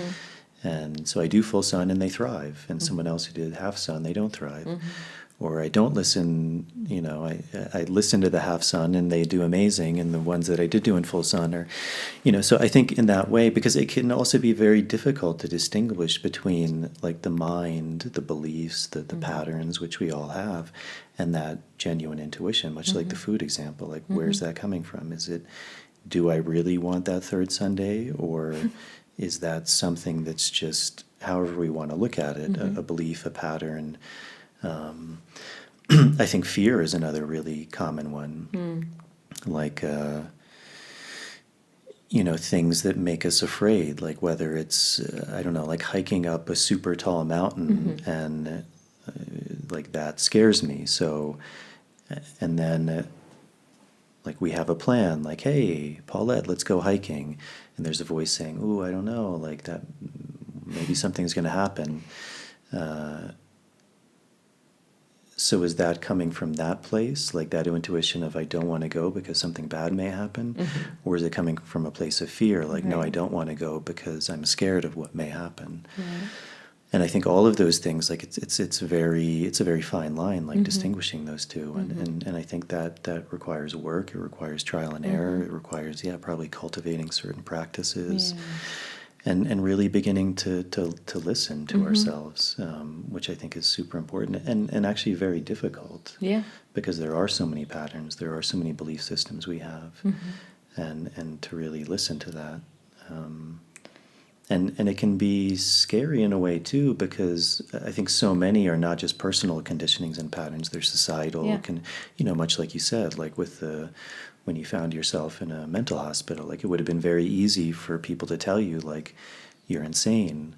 This is how you need to live your life now. And yet there's, even with all of that pressure, there's something deeper inside saying, I don't think this is true.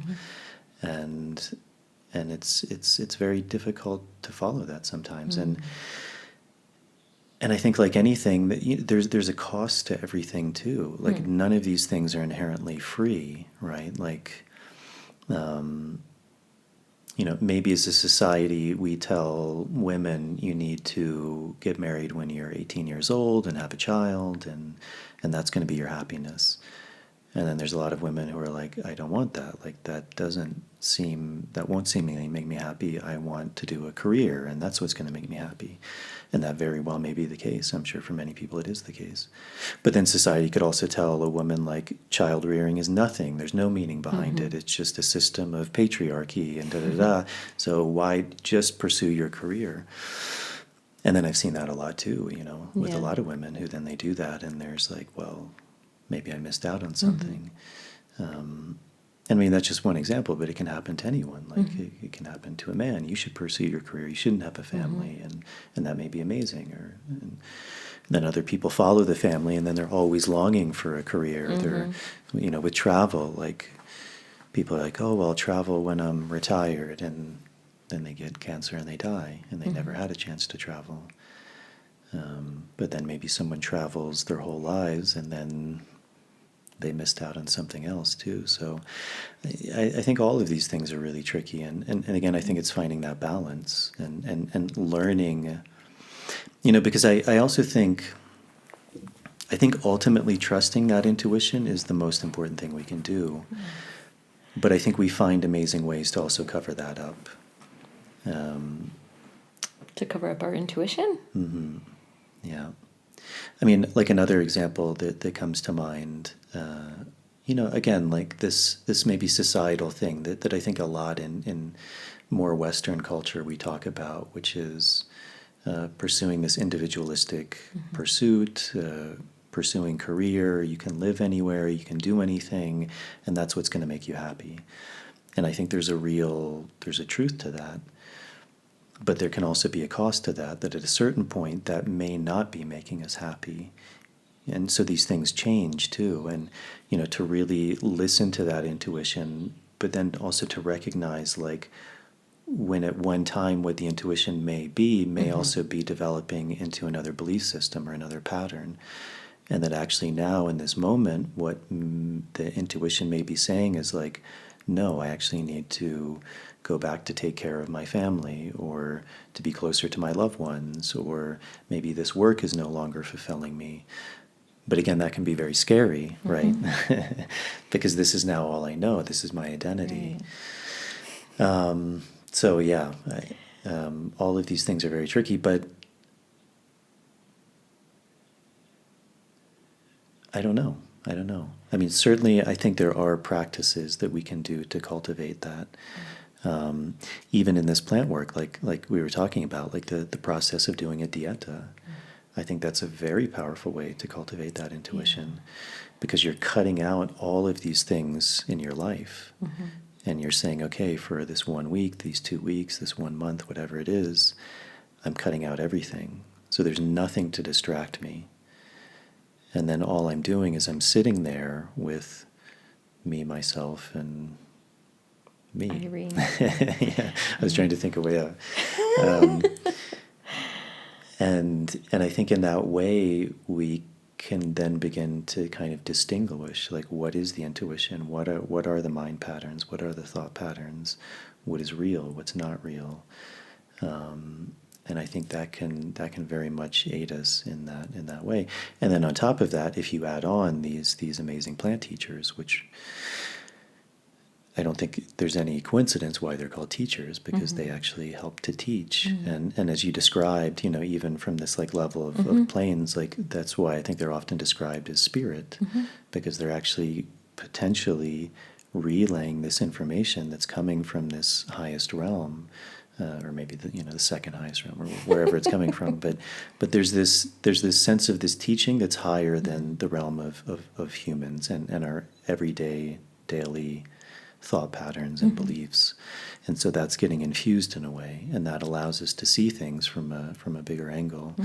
And I think when we see those things from a bigger angle, that also helps to cultivate that intuition.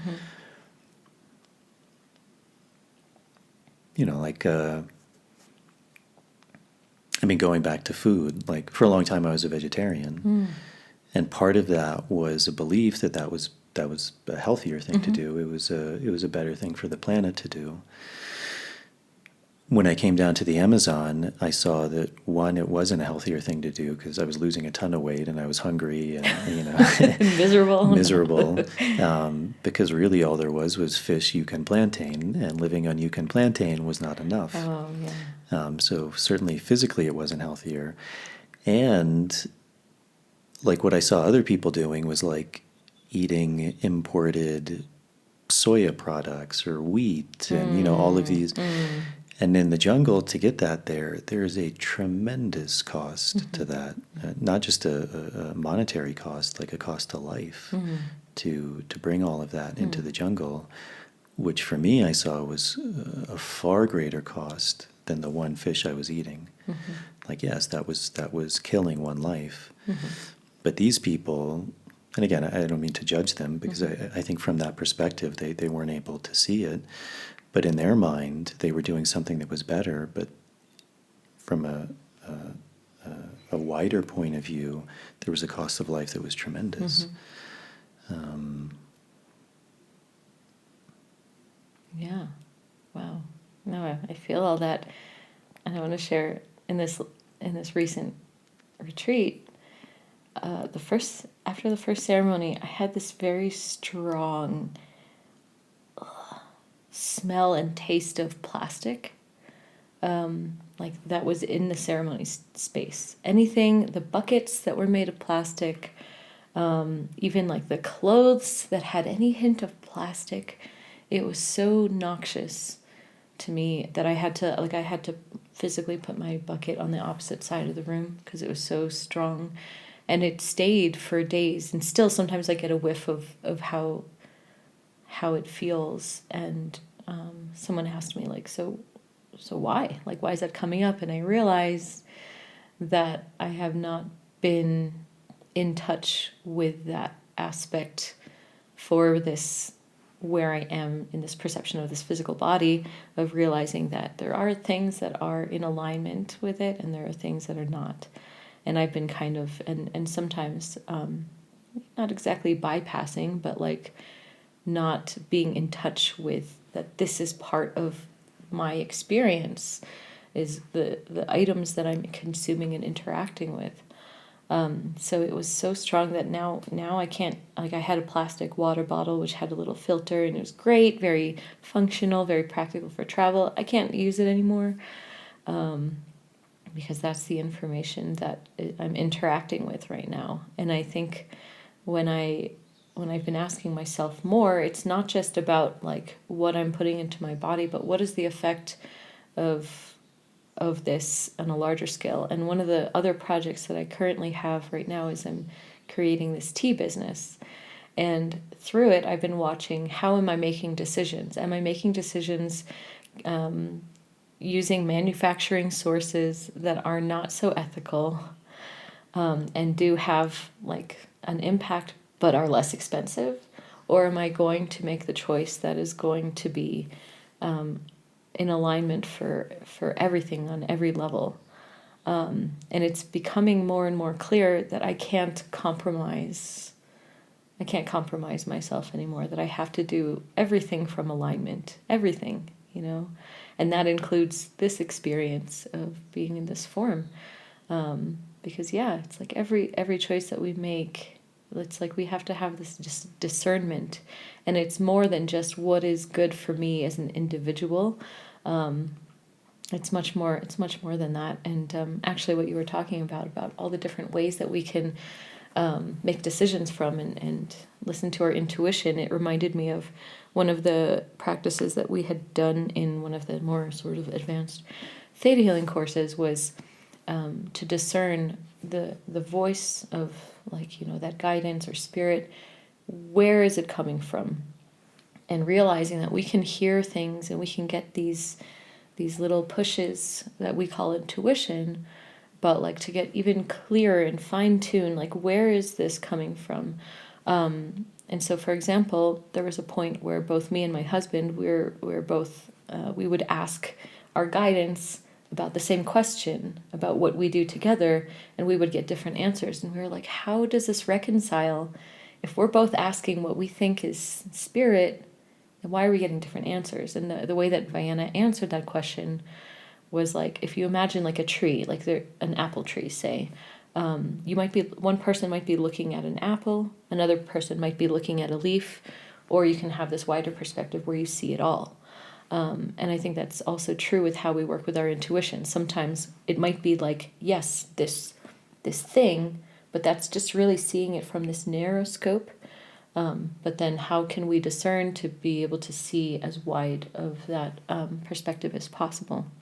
And so one of the practices was to ask for the guidance from our higher selves, which was coming from like the fifth plane, asking from, say, the Akashic records, which is in the sixth plane, or asking directly from source, and asking the same question from all of these different perspectives and seeing the answer that comes.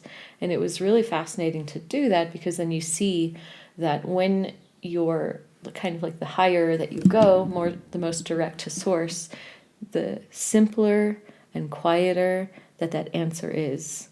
And it's usually very free too. It's kind of like you have the option to do this. It's very gentle. And so there's also that discernment of like, what part of our intuition are we listening to? Not that any of it is wrong, but how can we come from this place where it's kind of from that widest perspective? So actually,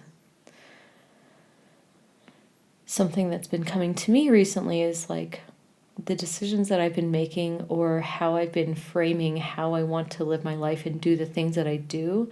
It's starting to come to this place where it's really less and less about me as an individual, about what I want, doing my own things, doing my own retreats, projects, etc. And it feels like what's coming is stepping into something much larger than me, and more like working with other people in collaboration, because the whole is greater than the sum of its parts, and it's so true. And when I think about how much potential we have as humans, or as in this experience, like we have so much, but how much of our time, mental energy, and effort is going to basic survival, in the seeming 8 billion people on this earth, what percentage of our energy is being used on just surviving, of having the basics, food, shelter, water, etc. And tying this to something I learned from someone on Clubhouse, was that Maslow's hierarchy of needs was actually originally from some indigenous culture. I don't know which one, where, but it was actually about the collective and not about the individual realization. And that kind of blew my mind. And I realized we've been so stuck in this individualistic mindset, and also, listening to our intuition or whatever, thinking about how can we do what's best for us, which might include like our family or community, but like can we widen that? Can we think about what is best for us in a wider sense? And I think that's just part of our evolution, is where we're at, what the kind of next step is in our collective consciousness. At least that's what's been coming to me, and I've been also having conversations with other people who are also kind of feeling the same thing. Yeah, curious. Have you been feeling that? Well, everything you said about, I think that looking at it from different perspectives, very much, I think that's super important. And I think that's where like that gentleness comes in too, because like we can see it in our own lives. Like at one point we were looking at something from one perspective, maybe judging others for doing differently, and then we look at it from a different perspective, and we may be then operating in the same plane from the others that we were judging from before.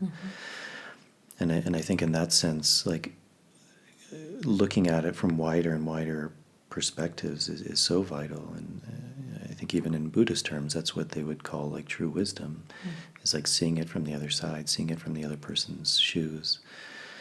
And I think absolutely, like you said, like the higher out we go, it is more simple and it's more gentle and it's less firm, it's less rigid. There's more compassion, there's more understanding. It's not so black and white.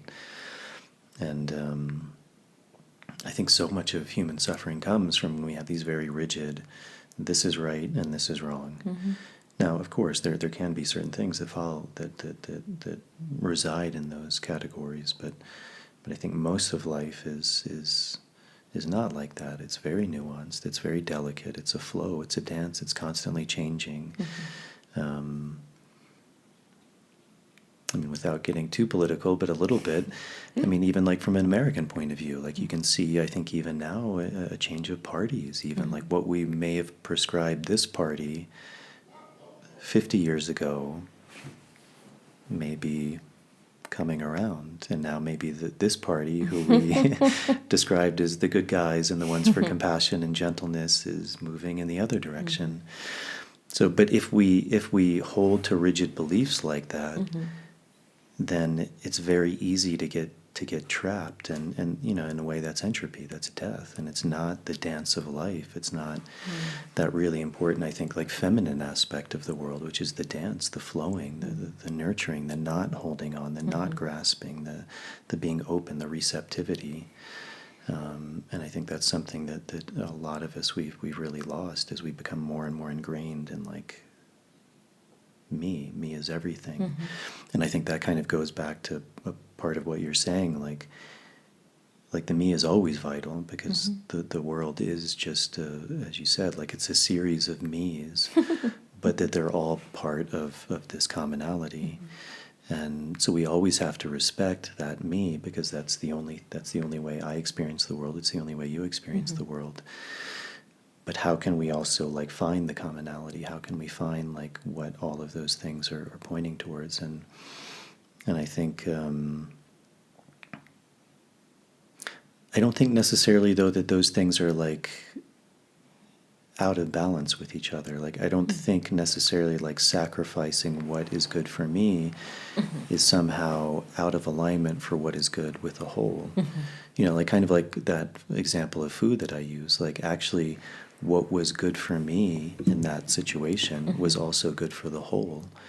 And I think, I don't know if I want to go so far as to say that's always the case, but I think in general that is the case. It's like as above, so below. If something is true on a broader sense, on a higher spiritual sense, then it's also true on the individual sense. And if something is out of alignment on the individual sense, probably in a greater sense, it's also out of alignment. And I think that's where a lot of the conflict comes from, is again, when we get lost in just that singular perspective, it's harder to see it from the bigger perspective. But if we can actually see that those two things in general are in alignment. Like, what is good for me is also good for the whole. What is not good for me is not good for the whole, because we are part of the whole. I think a lot of times what we justify as things that are good for me like for example, I think people often use like an example of like, oh, well, if I pollute the river, like that's good for me because it's easy, but it's not good for the whole. Maybe, but it's also not good for me. Like eventually when that water becomes contaminated, I'm also the one who's going to be drinking it, and I'm also the one who's going to suffer. And I think that's common for a lot of things. It's like, we're not removed from nature, so every action we take is part of that whole, and there's a cost, there's a consequence to that. And as you said, it's a lot of that is about personal responsibility, which I think a lot of people don't want to acknowledge. I think you said it really beautifully. It's like, how can I hold that space? How can I also be responsible for what's coming out? And even if that's seemingly like going beyond what I should do or what I need to do, or people are telling me, that's not my role. But ultimately, whose role is it? Right. Like, who else is going to do it? Yeah. And it's, I think that's another, like, one of these principles that this work really points towards is, like, it's really easy to point the finger. Like, my life isn't my fault. It was someone else's fault. It was, however we want to classify a human being, it's somehow that. Yeah. And again, that's not to say that people haven't experienced hardships. Yeah. Everyone has, and varying degrees. Which again, I think is another really beautiful thing about plant work is no matter how bad you think your life is, if you sit in a circle of 30 other people, you probably didn't have it the worst. There's probably someone who had it harder. And I think there's real humility in that too. But I don't know. I guess just, in short, absolutely. I mean, I think that collective is huge, but it's not inherently. I think whenever the collective gets put above like the expense of any person, that becomes very dangerous too. And even as we were talking a bit before we started rolling, and maybe without going into too much detail, like there's a lot of that happening in the world right now. Like once you start saying like we're going to do all of this for the collective good, but that comes at the expense of individuals, well then it's not for the collective good. Once you start mandating or murdering or doing anything to individuals in the name of a collective good, it's we've seen where that road goes many, many times. I'm cleaning my mind as you're saying all of this. I'm imagining all of the death and destruction and all the shit, and I'm just like cleaning it, forgiving it, all. Just keep watching it and watching it clean in my mind. I think that's the best thing I can do. I don't know. There was one thing I was going to say, though, about the pointing of the finger. This thing of, like, when you're pointing a finger at someone, your 3 fingers are actually pointing back at yourself. I just, this concept of 100% responsibility, it means everything. It means I am 100% responsible for all the death and destruction. I'm 100% responsible for the Taliban. I'm 100% responsible for all the things that are happening related to the vaccine in any direction. I'm responsible for it all, Yeah. And I think that's hard for people to see, but again, on a bigger sense, it's like people always ask these questions, like, how did this evil start? And unless we can see that in ourselves, then it's always going to start. Yeah. Like, unless, as you said, we can clear that evil from ourselves, it's there in every single one of us. Yeah. Like, any of us could have been Stalin or Pol Pot, or the people who did that work. Like, why? Because it happened. There was millions of people who did that, and they were just like you and me. Yeah. And there were people who didn't clean those things, who weren't willing to look at those things inside of themselves. Take responsibility, And that's why I think this work is also so difficult, because it's, a lot of us, we don't like to look inside of ourselves and see these things. Yes. Like, I have anger, I have hatred, I have judgment.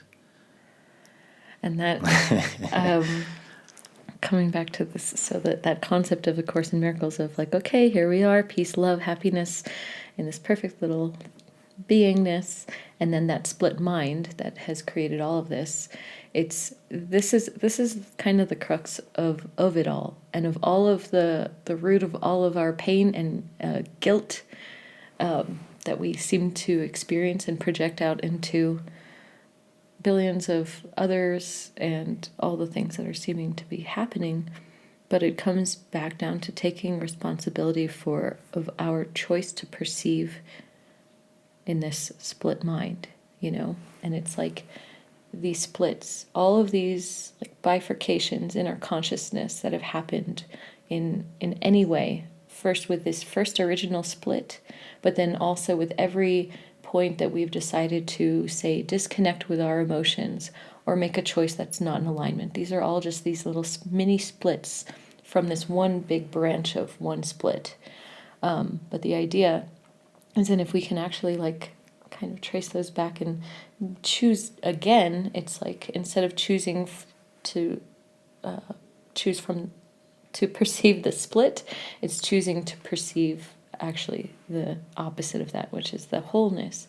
And like if we can kind of come back and take responsibility for all of these little splits that we've done in our mind, and come back to taking responsibility and choosing differently from that original split in mind, that's kind of how we come back to that wholeness. So I feel like we're on that seeming path of coming back. And, whatever way it may take, it doesn't really matter how it looks in form. I just have that trust that we can all remember who we really are underneath it all, And that's such a common motif. I mean, even in this plant work, it's one of it's manifested in a lot of different cultures, but there's often this idea of remembering who we are, that we've forgotten. And I think, like you described, like it's through these layers, through these programmings. And I mean, even yesterday I was thinking, I took this long hike up to Concha Concha, and I was coming back, and I was actually feeling really good. But I was coming downhill, and most of my mind was like focused on like looking at the plants and like watching the trail, like not to fall. And all of a sudden, I started hearing this like animal screaming, and I just found myself like starting to become really concerned, and I started like running towards it, and I noticed like I stopped thinking about myself at all. Like it was no longer, like watch the rock or like take in the trees. It was just like.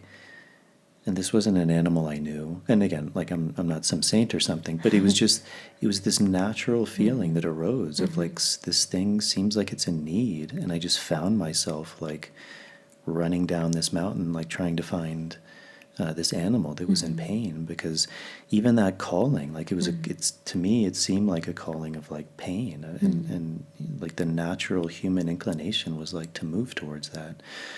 So I think we all have that in us. It turns out, I think it was just a cow in heat.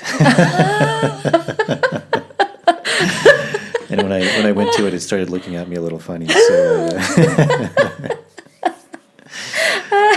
that's good. But yeah, I mean, that's why I also have trust, because I think that's who we are, and it is. It's just that really remembering of that, and in whatever way we can, beginning to find that. Yeah. And really, through the process of seeing all the things that are blocking us from it, which I think that's one of the gifts of medicine work, is like you can't hide from yourself. You can't hide from that through it. I don't think so. So you also started a podcast. You've got even a couple, maybe. I remember you told me, but you're doing a lot of things. Yeah, I have many projects. Yeah. Yeah. Can you maybe talk a little about those, if you like, or Sure. what you're up to? Oh, what am I up to? Well, what I'm up to is I've come to this point where I can't make decisions alone. Meaning, like, it's not just me as Paulette who's deciding what I do, where I go. I'm really in this state of surrender.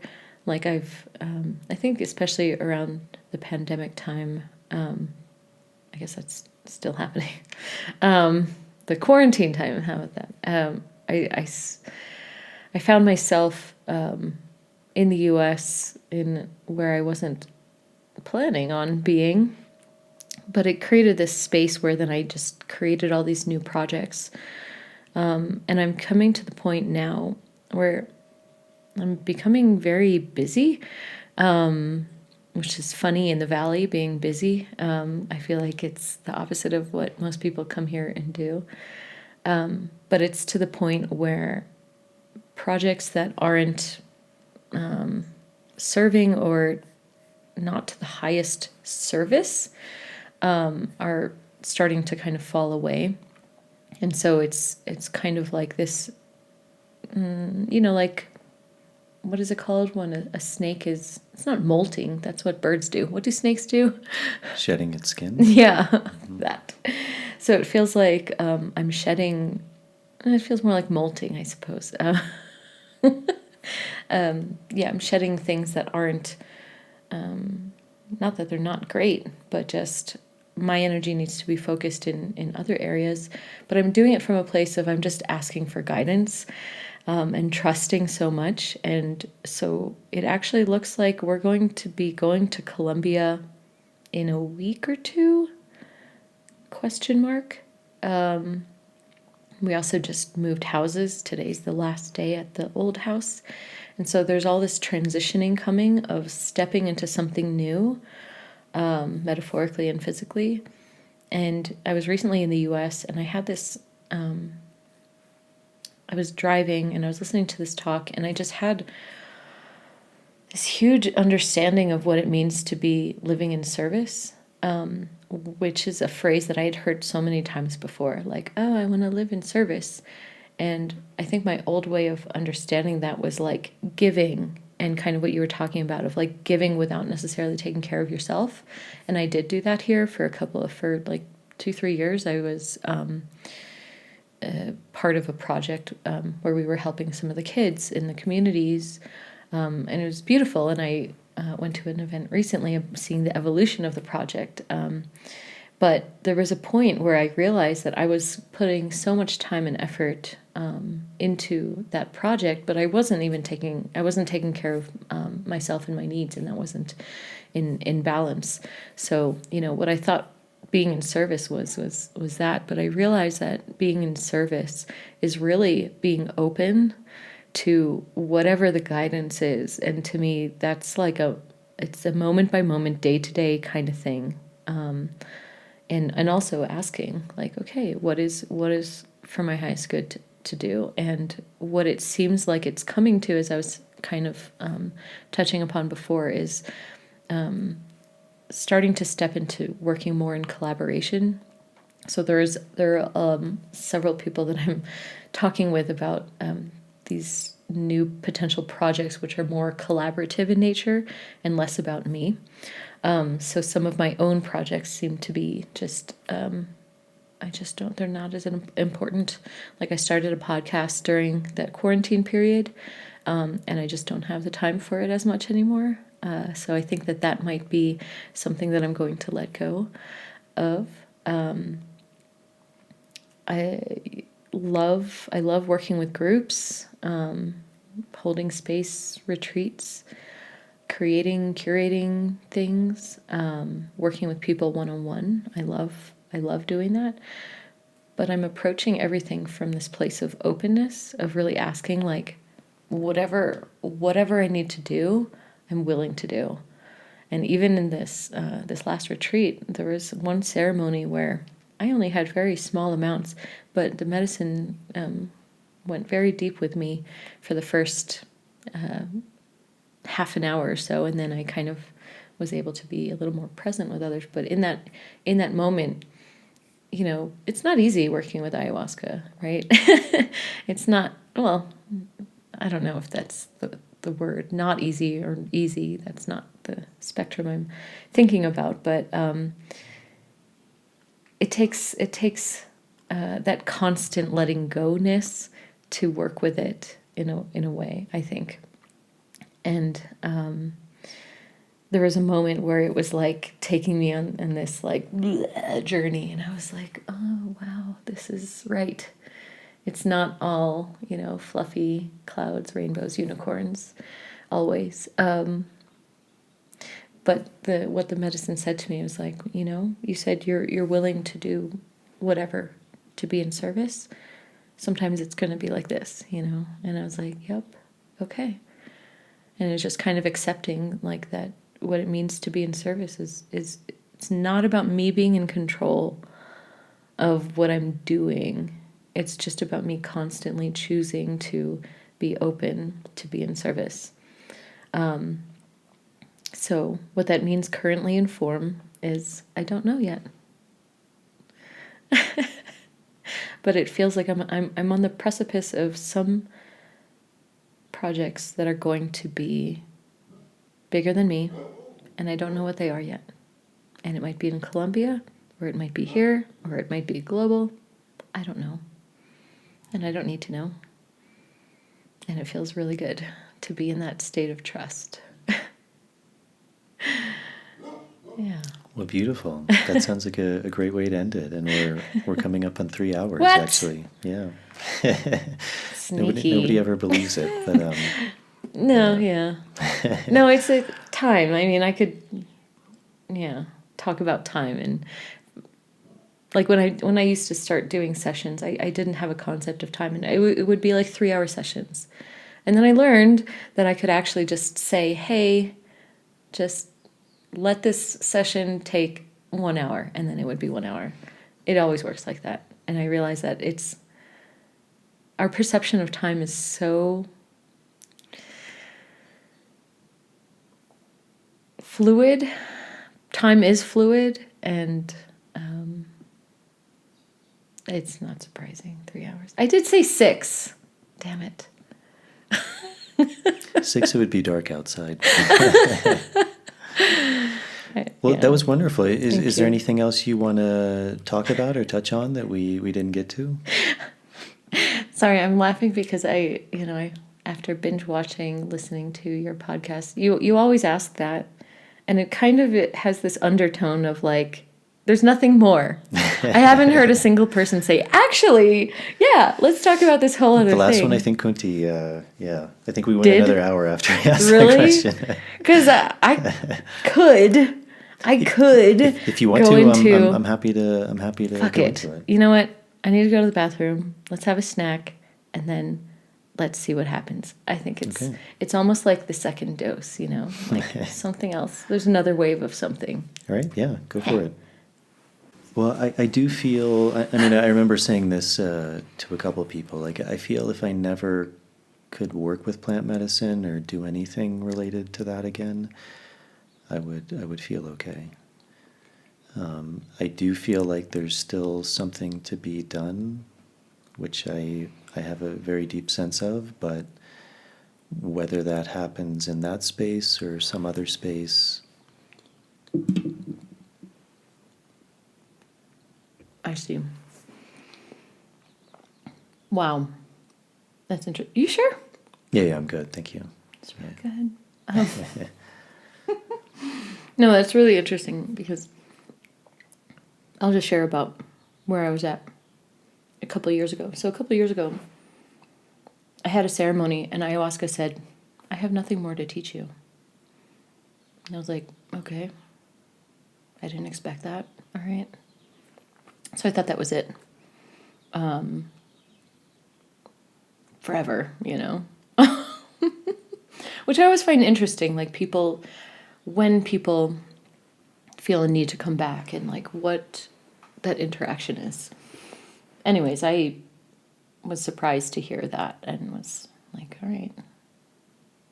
It's just like that, But not in a bad way. It was just kind of like, it was almost like our consciousnesses were merged. And there was no more like direct teachings. And then not long after that, basically in I think it was that ceremony. It was either that ceremony or the one before. No, it was that ceremony. ayahuasca told me to write a book about my grandmother. And my grandmother was a huge presence in my life. Still my favorite person ever that I've ever met. And she passed away like 20 years ago. But that led me on this like journey. So anyways, while I was in my own little writer's retreat writing that book, I got a message from Marta about this Noyarao Dieta, which, have you, no, worked with Noyarao? I know of it. I haven't Okay. I haven't drank it. So she was like, "Hey, there's a space open for this Noyarao Dieta I'm going on," and I had told her like, basically my guidance said like I don't need to do like a million dietas like I know many people have, but there's just one that I would need to do, and it would be Noyarao. That came to me in some previous ceremony. So it came up, and it happened to be someone that I had met 5 years prior, and so I was like, this is totally in alignment. So I went to that, and I'll probably tell a whole other story about that because it's it involves remote viewing and traveling to different planets and stuff, which is kind of cool. Anyways, at the end of that Dieta, I was like kind of curious, like how many ceremonies have I had? And I realized, including the ceremonies in the Dieta, then it was like exactly 100. And I was like, that's interesting. I was never like attempting to do that, but I did find in an old journal where it was around, I had 7-8 ceremonies, and I was like, I wonder what it would be like to have 100, because I heard someone having that, and I was like, whoa, that sounds crazy. And I realized, wow, okay, I guess I made it there. Cool. That's it. I thought that was it. Really did. And then the thread of writing the book about my grandmother led me to going to the Philippines, because that's where she was from, and doing more genetic clearing and a lot of healing from my lineage on that side. And then, anyways, I realized that this book, it was never about needing to write this book about my grandmother for anybody else. It was about needing to find all the information in my genetic lineage to be able to heal and clear it, which I think is really important work, and that's part of working with ayahuasca in general. Anyways, fast forward, I ended up writing a book. It just came to write a book about ayahuasca, which I wrote in like 6 weeks. And so I wrote a book on ayahuasca, and I've sent it out to some friends, but the curious thing was like 1 or 2 days after I finished that book, someone reached out to me asking me to facilitate a retreat. And I really thought it was complete. I thought my work with ayahuasca was done, and I was going to share this book as a tool to be useful for people who are interested in starting to work with it or how to navigate it, just kind of for beginners in a way. And then I realized like, it was such a strong yes to facilitate this retreat. And I just felt like if I'm ever going to, after this like long gap of not having and thinking I was done, if I'm going to come into it again, it's going to be something very different, and it's going to be for a different purpose. And so now it feels like I'm in that, and it's like, this is something else. It's not what I thought it was. I don't even know what it's going to be. It might end up serving medicine. I don't know exactly yet, or it might be creating something to allow more people to do this work. I don't exactly know what it is again, but it's there, and I don't know if that's maybe what you're feeling for you, where it's like, okay, like you don't have attachment to needing to do it, but yet you're open to being in service if that's what is needed of you. Is that kind of where you're at too? Yeah, I think it was just it was a feeling that because I've often heard people say like, I can't imagine not having this medicine, or like this medicine is my religion, and so it's always going to be a part of me, and I can understand that.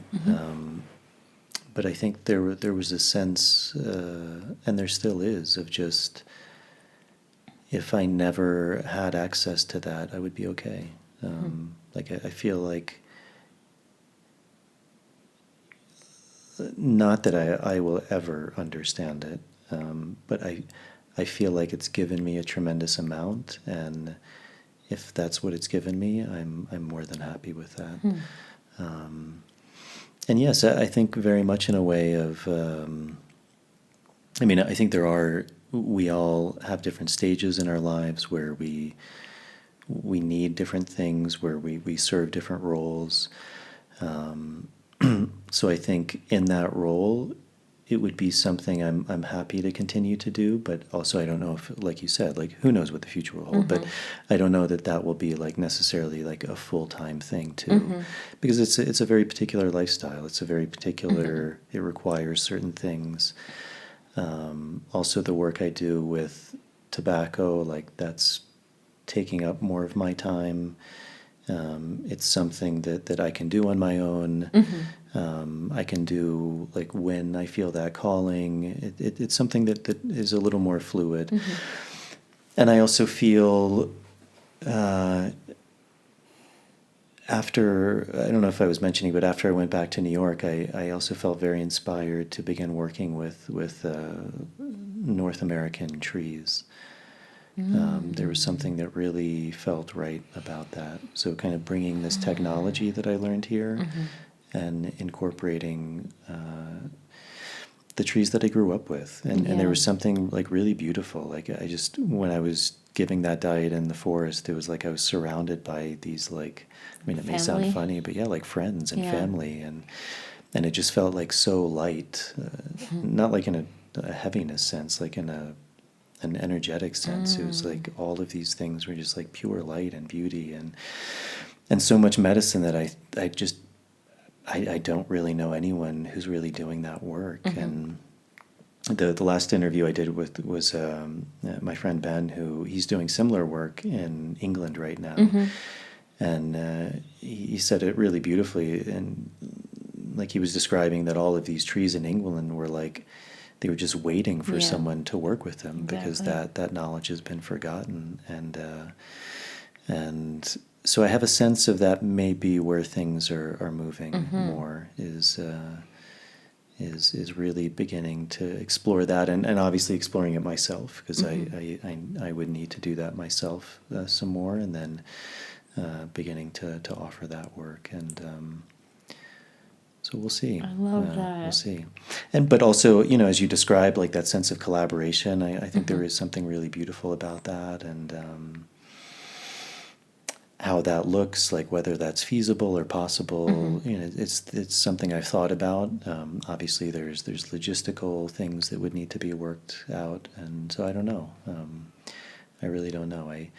I think for me there's a beauty in both. There's a beauty in that collaboration, like even working with Marav. I think there's a real beauty to that. There's a masculine and feminine energy, which I often joke, but I think in a lot of society we're moving towards this idea that there's like no difference, and that's not what I've come to see in this work. Is there's a really big difference between men and women, and obviously everyone can be have different qualities, but there's an inherent difference that's very, I think, well articulated in many archetypical stories and experiences about the roles that men and women have, and the inherent powers, the inherent beauties, the limitations, and I think there is a beauty of people being able to experience both of those energies.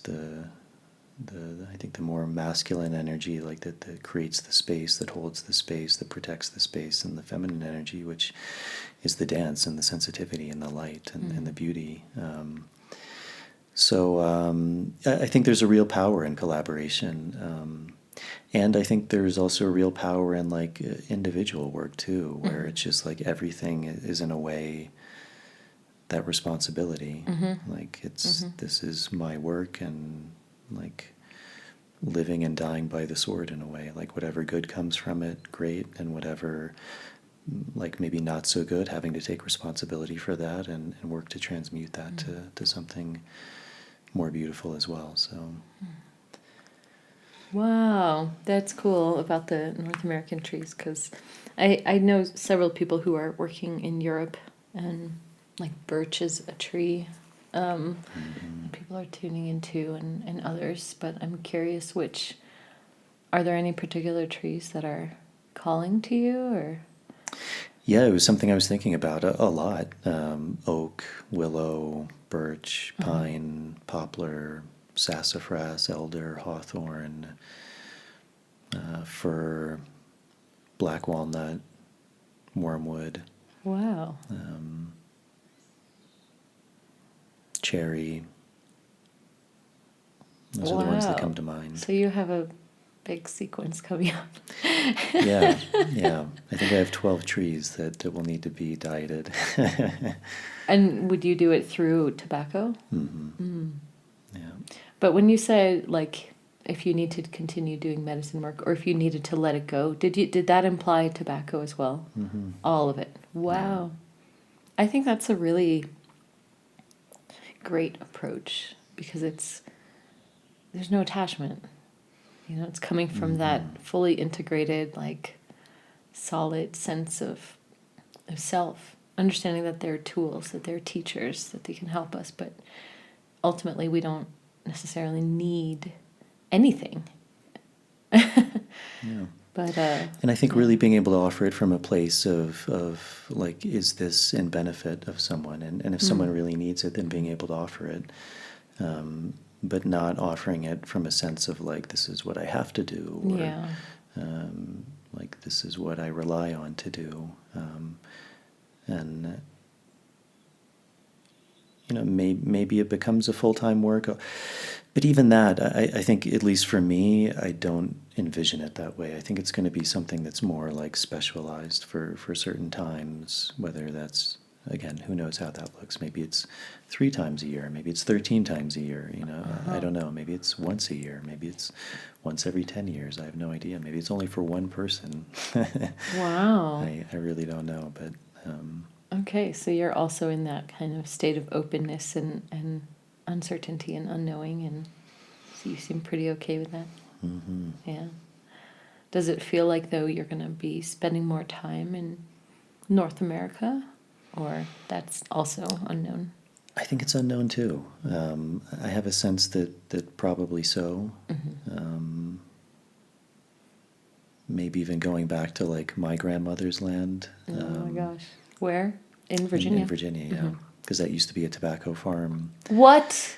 All of those trees were planted by my great-grandparents. Oh my God. It's a whole forest there. So in a way, there's something about that feels kind of resonant. It's like coming home in a way. And like, those plants are in the land. They were planted by my ancestors. Wow. So... That's wild. Yeah. That would be interesting. But again, who knows? Also, in the time we're living in, there's I think, a lot of uncertainty and. Yeah. Whoa. I was reminded of. I used to do this thing. Well, as a kid, and I don't know what your relationship was with the forest, but we happened to live just across the street, sort of from a state park.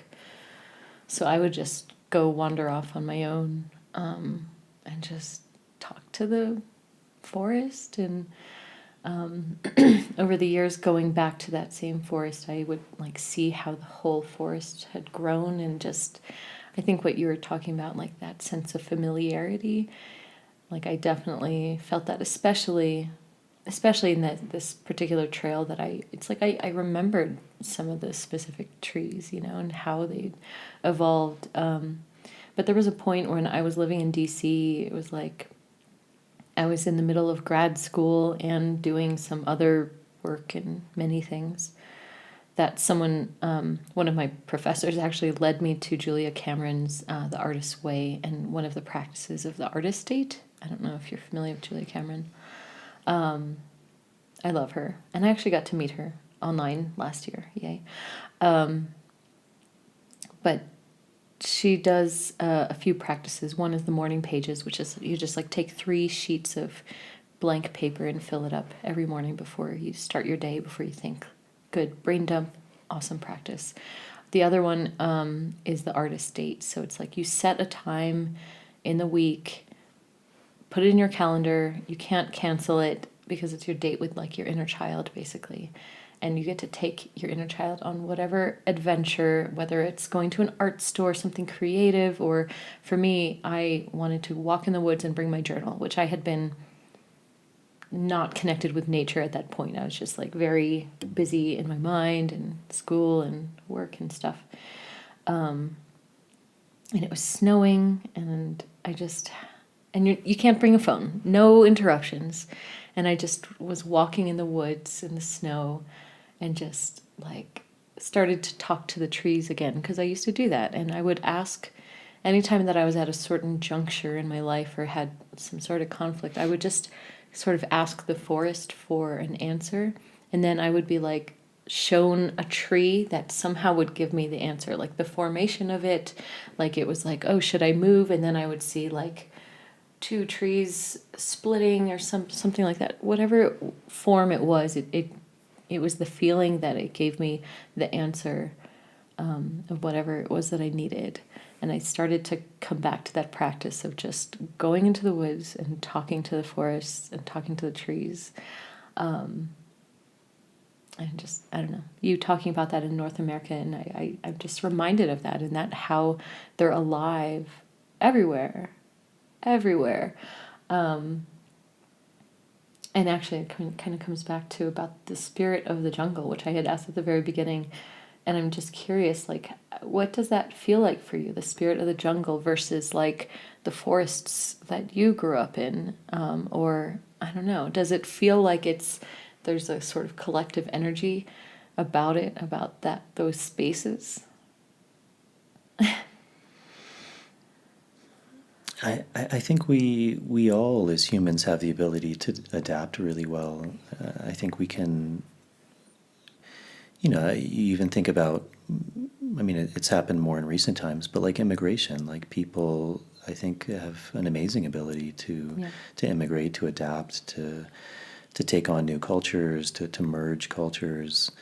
But, even often, like, from my experience, like talking to maybe first generation immigrants, there's still often a longing of like what they perceive as home. Now, almost in general, like most immigrants tend to be, because it was a choice they made, like they tend to be super happy with where they were and really appreciative. Often maybe they were forced out by bad situations. But I think there's always, in a way, like that longing of like where we come from, and I think in this world, like that's manifested, that's represented towards like our primordial home. Like in this reality, I think there can be a very strong connection to that.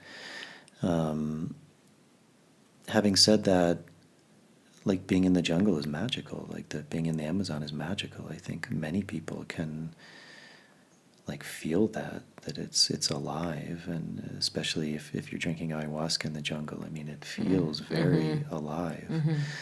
And as you said, like even doing it in Brooklyn, like working with this plant that comes from the Amazon, there's this sense of coming home.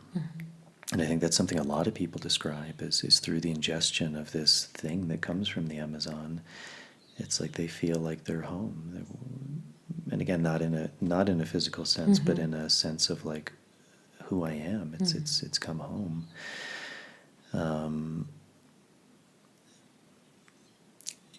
I think it's no coincidence that plant comes from the Amazon. I mean, I think it's very much tied into that. Even I was talking to someone the other day, and like they were saying, like being in the Amazon, like it feels very comforting, very nurturing, like you're in a cocoon, like you're being held, which is very different from the mountains here, which like it's this expanse, it's even in these archetypical things, it's like a mountain, it's more masculine, you're under the sun, it's like everything is an expanse, everything is open. The jungle is like this womb, this feminine, this darkness, this like nurturing kind of quality. I kind of feel like the opposite. Yeah, and some people do, absolutely. Like the mountains are hugging us in the valley here, and the jungle to me felt quite intimidating, like very strong and powerful. So interesting. Yeah. Anyways. So the question that the spirit of the forest, Yeah. I think anyone who is open to that can have a sense of that, and how they perceive that can be very different. How they perceive spirit is very much like God. I think it's very personal. We can perceive that in very different ways. I think, but again, I think certainly through working with many of these plants, there is that common experience that people often point to, is this sense of spirit, of God, of this sense of coming home, of a rebirth in a way, of a interconnectedness, of the barriers between me and you begin to fall away, and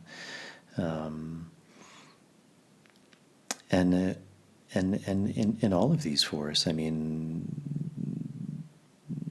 like my friend Ben speaking about, like the European, the English forests. I mean, there was legends of fairies and people speaking to trees, and like I was mentioning to him, I remember recently looking at a photo of like some woman who was like under the influence of something. And she was kind of like laying there in the forest, and I don't think it was coincidence, but she was laying under the toei plant, the devil's trumpet, and that provokes a very powerful So experience. devil's And trumpet or angel's trumpet? angel's trumpet, devil's trumpet. Yeah, I think it's called both, depending on how, like all these things, depending on how you look at it. And I think that's something we have lost connection with, is because we've forgotten like how to talk to the trees, and again, that's going to be different for different people. Like that may sound crazy, and that may be crazy, but I think people understand that. I mean, even going camping, like people feel different. There's this Japanese practice of like forest bathing. Why? Because they feel different. There's some sort of communion there in a way, whether we label that or think of that in exactly those terms. And even on a really basic level, like, yes, the forest is alive. Like anyone would admit that. It's a living entity. And then if you really, I mean, even from a more scientific point, like as we study like the mycelial network, and I mean, all of these things are connected. All of these things are speaking to each other, sending signals. The plant or the tree is exuding certain chemicals because it's certain insects are coming in, and that's sending messages to other things to begin to interact, and then a bird comes, and that's different. It like all of these things are connected in that way. And something else I was talking about with Ben is this sense of magic. And I think that's something like so many of us have become really disconnected from. And that's why I think a lot of this plant work is so beautiful, is because it puts us back in that sense of like awe. And like a real sense of magic that we like, I don't know, maybe we can, but I don't know that we can get that from a computer. I don't know that we can get that from a house, something that's built with the hands of man, of humans. In that same way of like looking at the stars, of there can be a sense of awe, a sense of magic, and yeah. So the spirit of the forest, I think that's something that throughout history people have really had a reverence for, and getting back in connection with that is amazing. And I think, I don't think it's a like just a correlation that like as we become as a society more removed from that, this plant work is like equally and oppositely emerging or not emerging, re-emerging, because it's always been there. Yeah. I was laughing when you were talking about magic and awe, because there's parts in the Course in Miracles where it's actually like, don't be in awe, because it's actually like the thing that you want to be in awe of, that's just who we are, that's our natural state of being.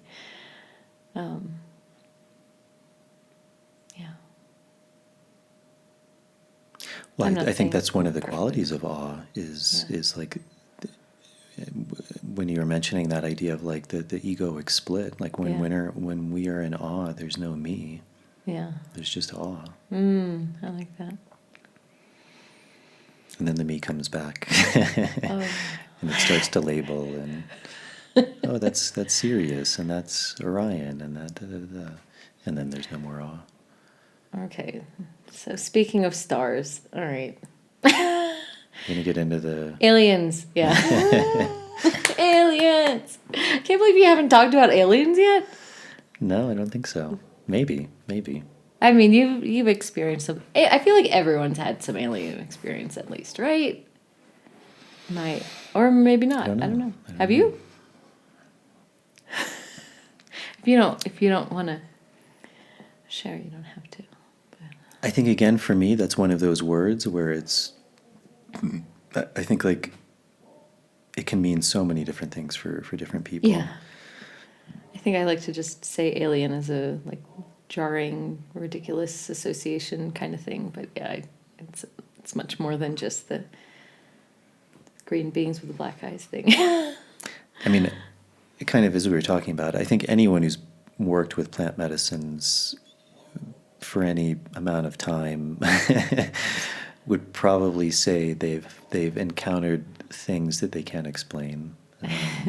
They've communicated with things that they can't explain. They've seen things. They felt things. And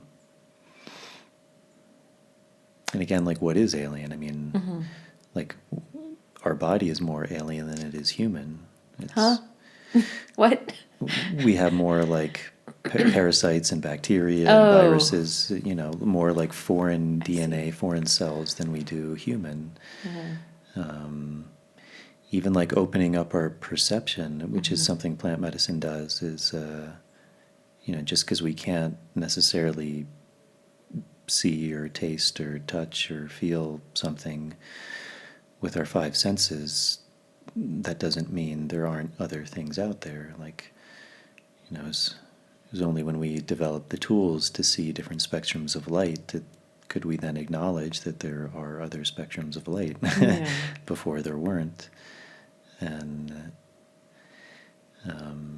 so, like you said, like, what is real? What is real in a dream space? Is that real? Right. When something is under the effect of a plant medicine and they're talking to a fairy, is that real? I think it's really easy to dismiss that it's not. I think it takes an inquisitive mind to potentially see that maybe it is, or maybe it's just again, like, what is real? But when someone has one of those experiences, like, that's real for them. Like, they've without going into too much detail, again, because many of these things I was talking about with Ben, and he was saying, I think he was having like a really, I think this is the right story.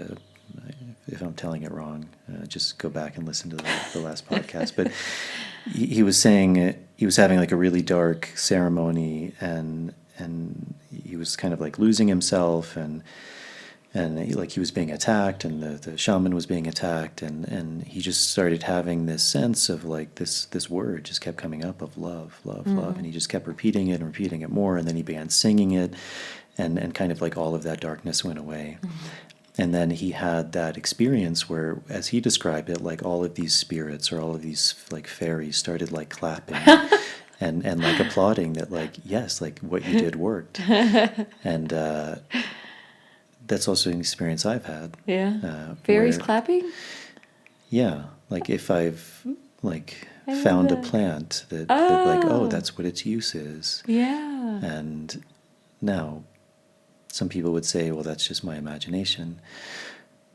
But if that thing worked, where did that come from? Right. It didn't come from me. Yeah. Like, it was knowledge that I didn't have. If it's being given and there's fairies clapping, then that's a more logical explanation than like what's the other explanation? I'm mad that I've never had fairies clap for me. But again, and that's where I think it's really important, like you wrote this book, but not comparing our experiences. And this, how did they put it? The words are just two symbols twice removed or something. Yeah. I think that's super important because, again, like we can get really lost in the meaning of these words, and things mean very different things for us. And, someone, again, has an experience of God or of a spirit, and then it's like, well, I didn't have that. And it's like, yeah, but maybe you had all this other stuff that this person hasn't had. And it's... So, fairies. Yes, I have seen fairies. They have not clapped for me. Just kidding. But it just got me thinking about... So, like, through Theta healing, it's actually how I learned to connect, and without needing medicine, by the way, to fairies, to elementals, to fifth dimensional beings, all sorts of things. It's not that hard, actually, to be able to do that. So yeah, I'm not mad that I've never met fairies. I'm mad that they haven't clapped for me. And, maybe I need to open up to them more while working with plants. Anyways, which is kind of like, I was talking about this before about how Theta healing has helped with plant medicine. So it's like and beyond even plant medicine, but being able to interact with things that are beyond our spectrum of our five senses. It's been one of the most useful tools, and actually one of the most interesting ceremonies. Like I had a group of Theta healers and an instructor for a class that they were mostly, I think, all from Switzerland, and they came here, and I set up a ceremony with them, and it was really interesting because they're all so used to clearing things on a genetic level, doing, like, seeing different beings, being able to do so many things with the mind just through that tool, that bringing them to ayahuasca was so, like, they understood everything that was happening, like, whereas some people in their first times, and that was all their first times, for some people in their first times, they're like, I don't know what happened, they can't describe it, and it was very clear. They were like, oh yeah, I took the genetic information that came from my mother's lineage, my grandmother's lineage, very detailed information, and it helped me to realize, like, okay, that's been a very useful tool for me to use in different contexts, and especially plant medicine. But somehow, jumping back to, you were talking about stars. Yes, okay. Coming back to this thread of these beautiful beings, which I don't need to call aliens. So basically, growing up, I always would, like, look at the stars. And I was always like, how are people not amazed by all these stars? They just, like, go to sleep at night? It boggled my mind. But it was always a strange thing where wherever I was, I would just kind of randomly look up, and I realized I was always looking at the same star. So I always had some connection with that star this was way before people, I don't know, people were talking about star beings and star seeds and things like that. Like, I didn't know about that. I just had a connection with the star. That's all I knew. Anyways, when me and husband we had a San Pedro ceremony, and we were outside, and we had learned how to do remote viewing. So we were like, okay, let's just kind of play. Let's see if we can both bring our consciousness to this planet, and then this planet, and then this star that I've always been connected with. And, we basically went to different places, or had our consciousness go there, and then came back and compared notes. Like, what did you see? What did you feel? And it was every place, it was the same thing, which gave some sort of level of, like, confirmation. All right, we're not just fully making it up. So anyways, when I got to that star that I was always connected to, it was like trees. And especially there was this one huge glowing tree that was, and it just, the feeling of being there was like home. Like, that felt like home. And I had read about the starseed thing, and I was just kind of dismissive, kind of like, oh, it could be me. But I really understood, like, oh, I spent some time here. Like, this is probably the most recent place before Earth where I was hanging out in my consciousness, at least. And these trees they had so much wisdom, so wise, and the technology was so advanced. It was more advanced than anything I'd seen on Earth. And yep, Felipe, husband, also saw like the same thing, and it was really cool. So when I learned later on about that tree, Noirao, how it's supposedly glows in the dark, and then like hearing about the story of how it, they call it like palo volador, like the flying tree kind of thing, and the story of how it used to exist, and then like the whole world like flew away. It just fit the narrative, fit my experience, and it was pretty cool to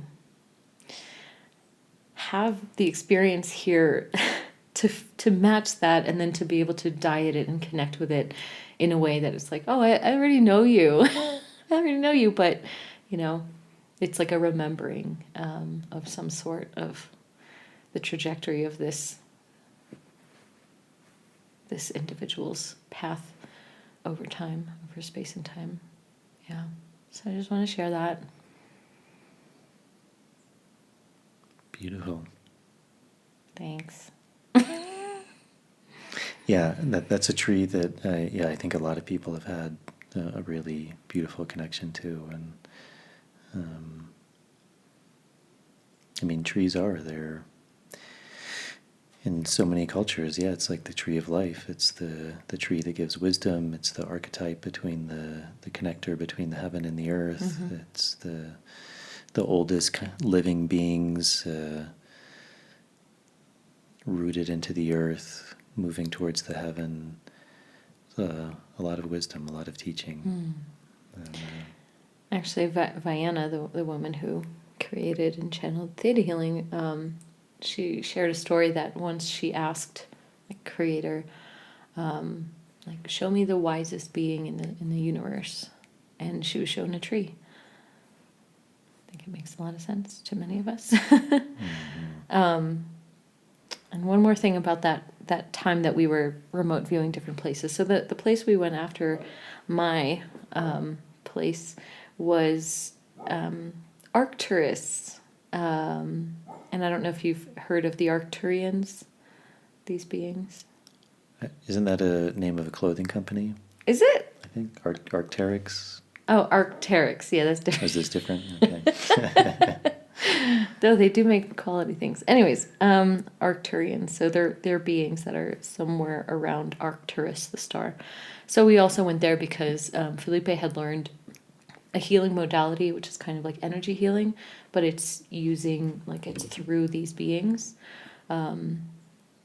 which was channeled through a woman. And anyways, I have since learned it too, but at the time, back then, he had learned it and was about to start teaching me.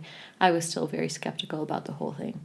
So when we came back and kind of compared notes about what we saw, it was like I was in a room with just one other dude, one of these beings across like the table. It was like a conference room, and we were just telepathically communicating. And he was basically just, I had all these doubts about like, who are you people, who are you beings, what are you doing?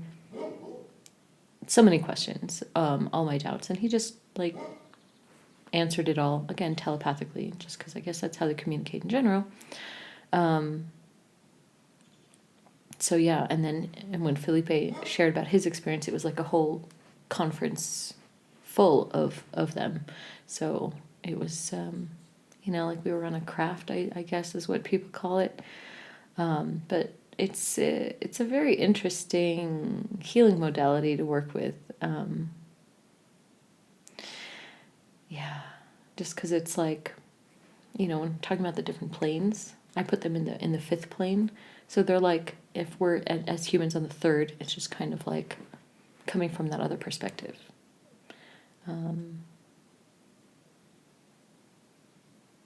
Nothing nothing more to share there. Just letting people know that it exists.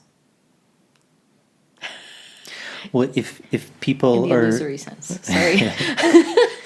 if people are interested in I mean, I know you said the future is kind of uncertain and you're not really sure what you're doing, but if people are interested in working with you or reaching out to you, are you still offering those like modalities that you talked about, the theta healing and potentially ceremonies?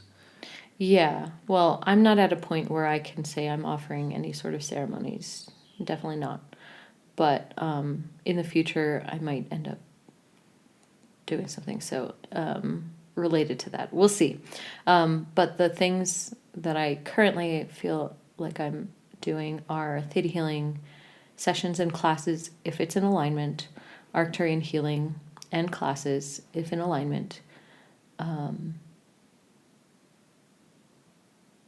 I do many other things as well, but those are I would say that those 3 things related to plant medicine, Arcturian healing, and theta healing.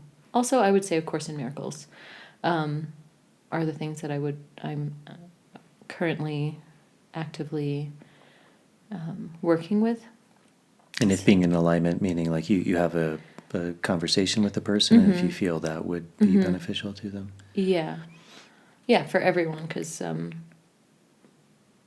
like not everything is for everyone, or people are approaching it from a place of not aligned. I don't know. I don't really know. I don't need to know it's just if I get a yes from my guidance, then I'll do it. But like, that's pretty much it. So I can send you links and or email that people can contact me if there is a resonance.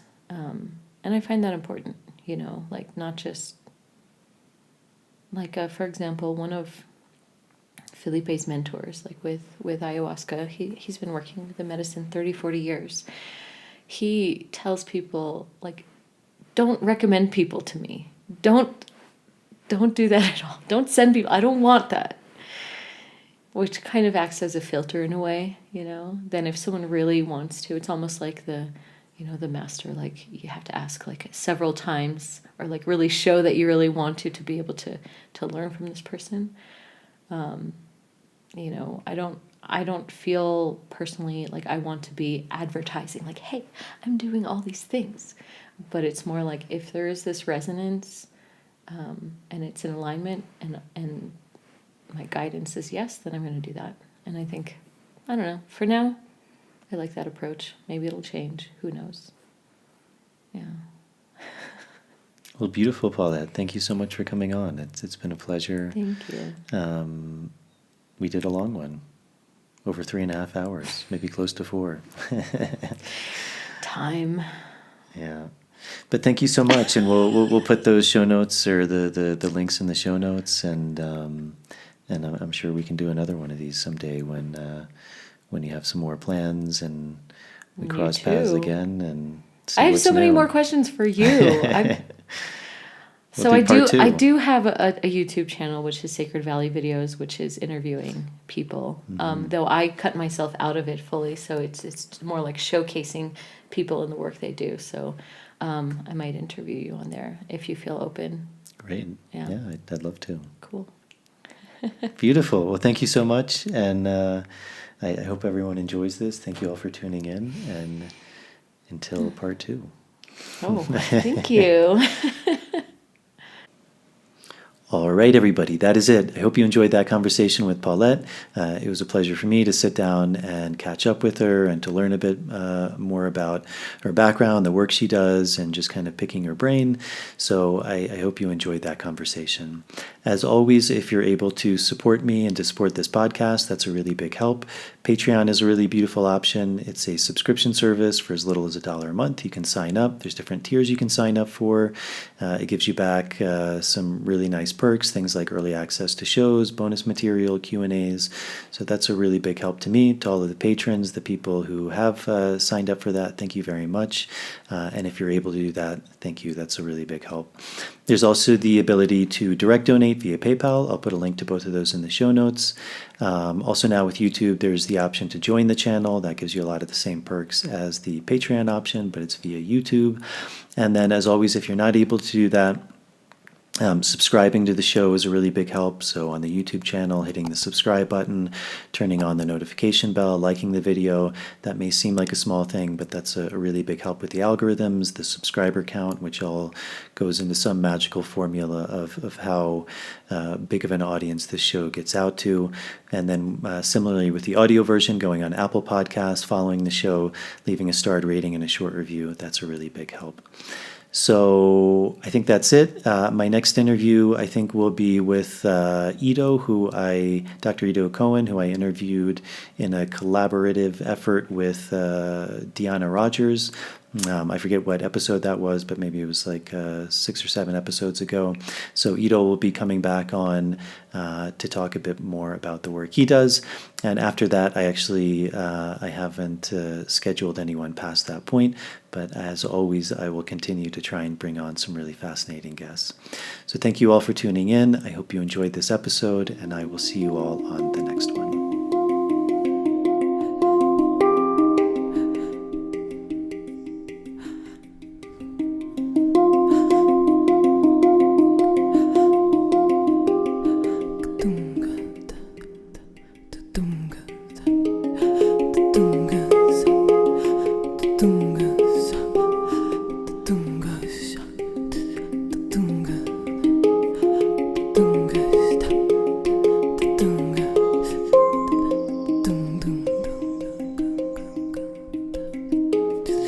Tung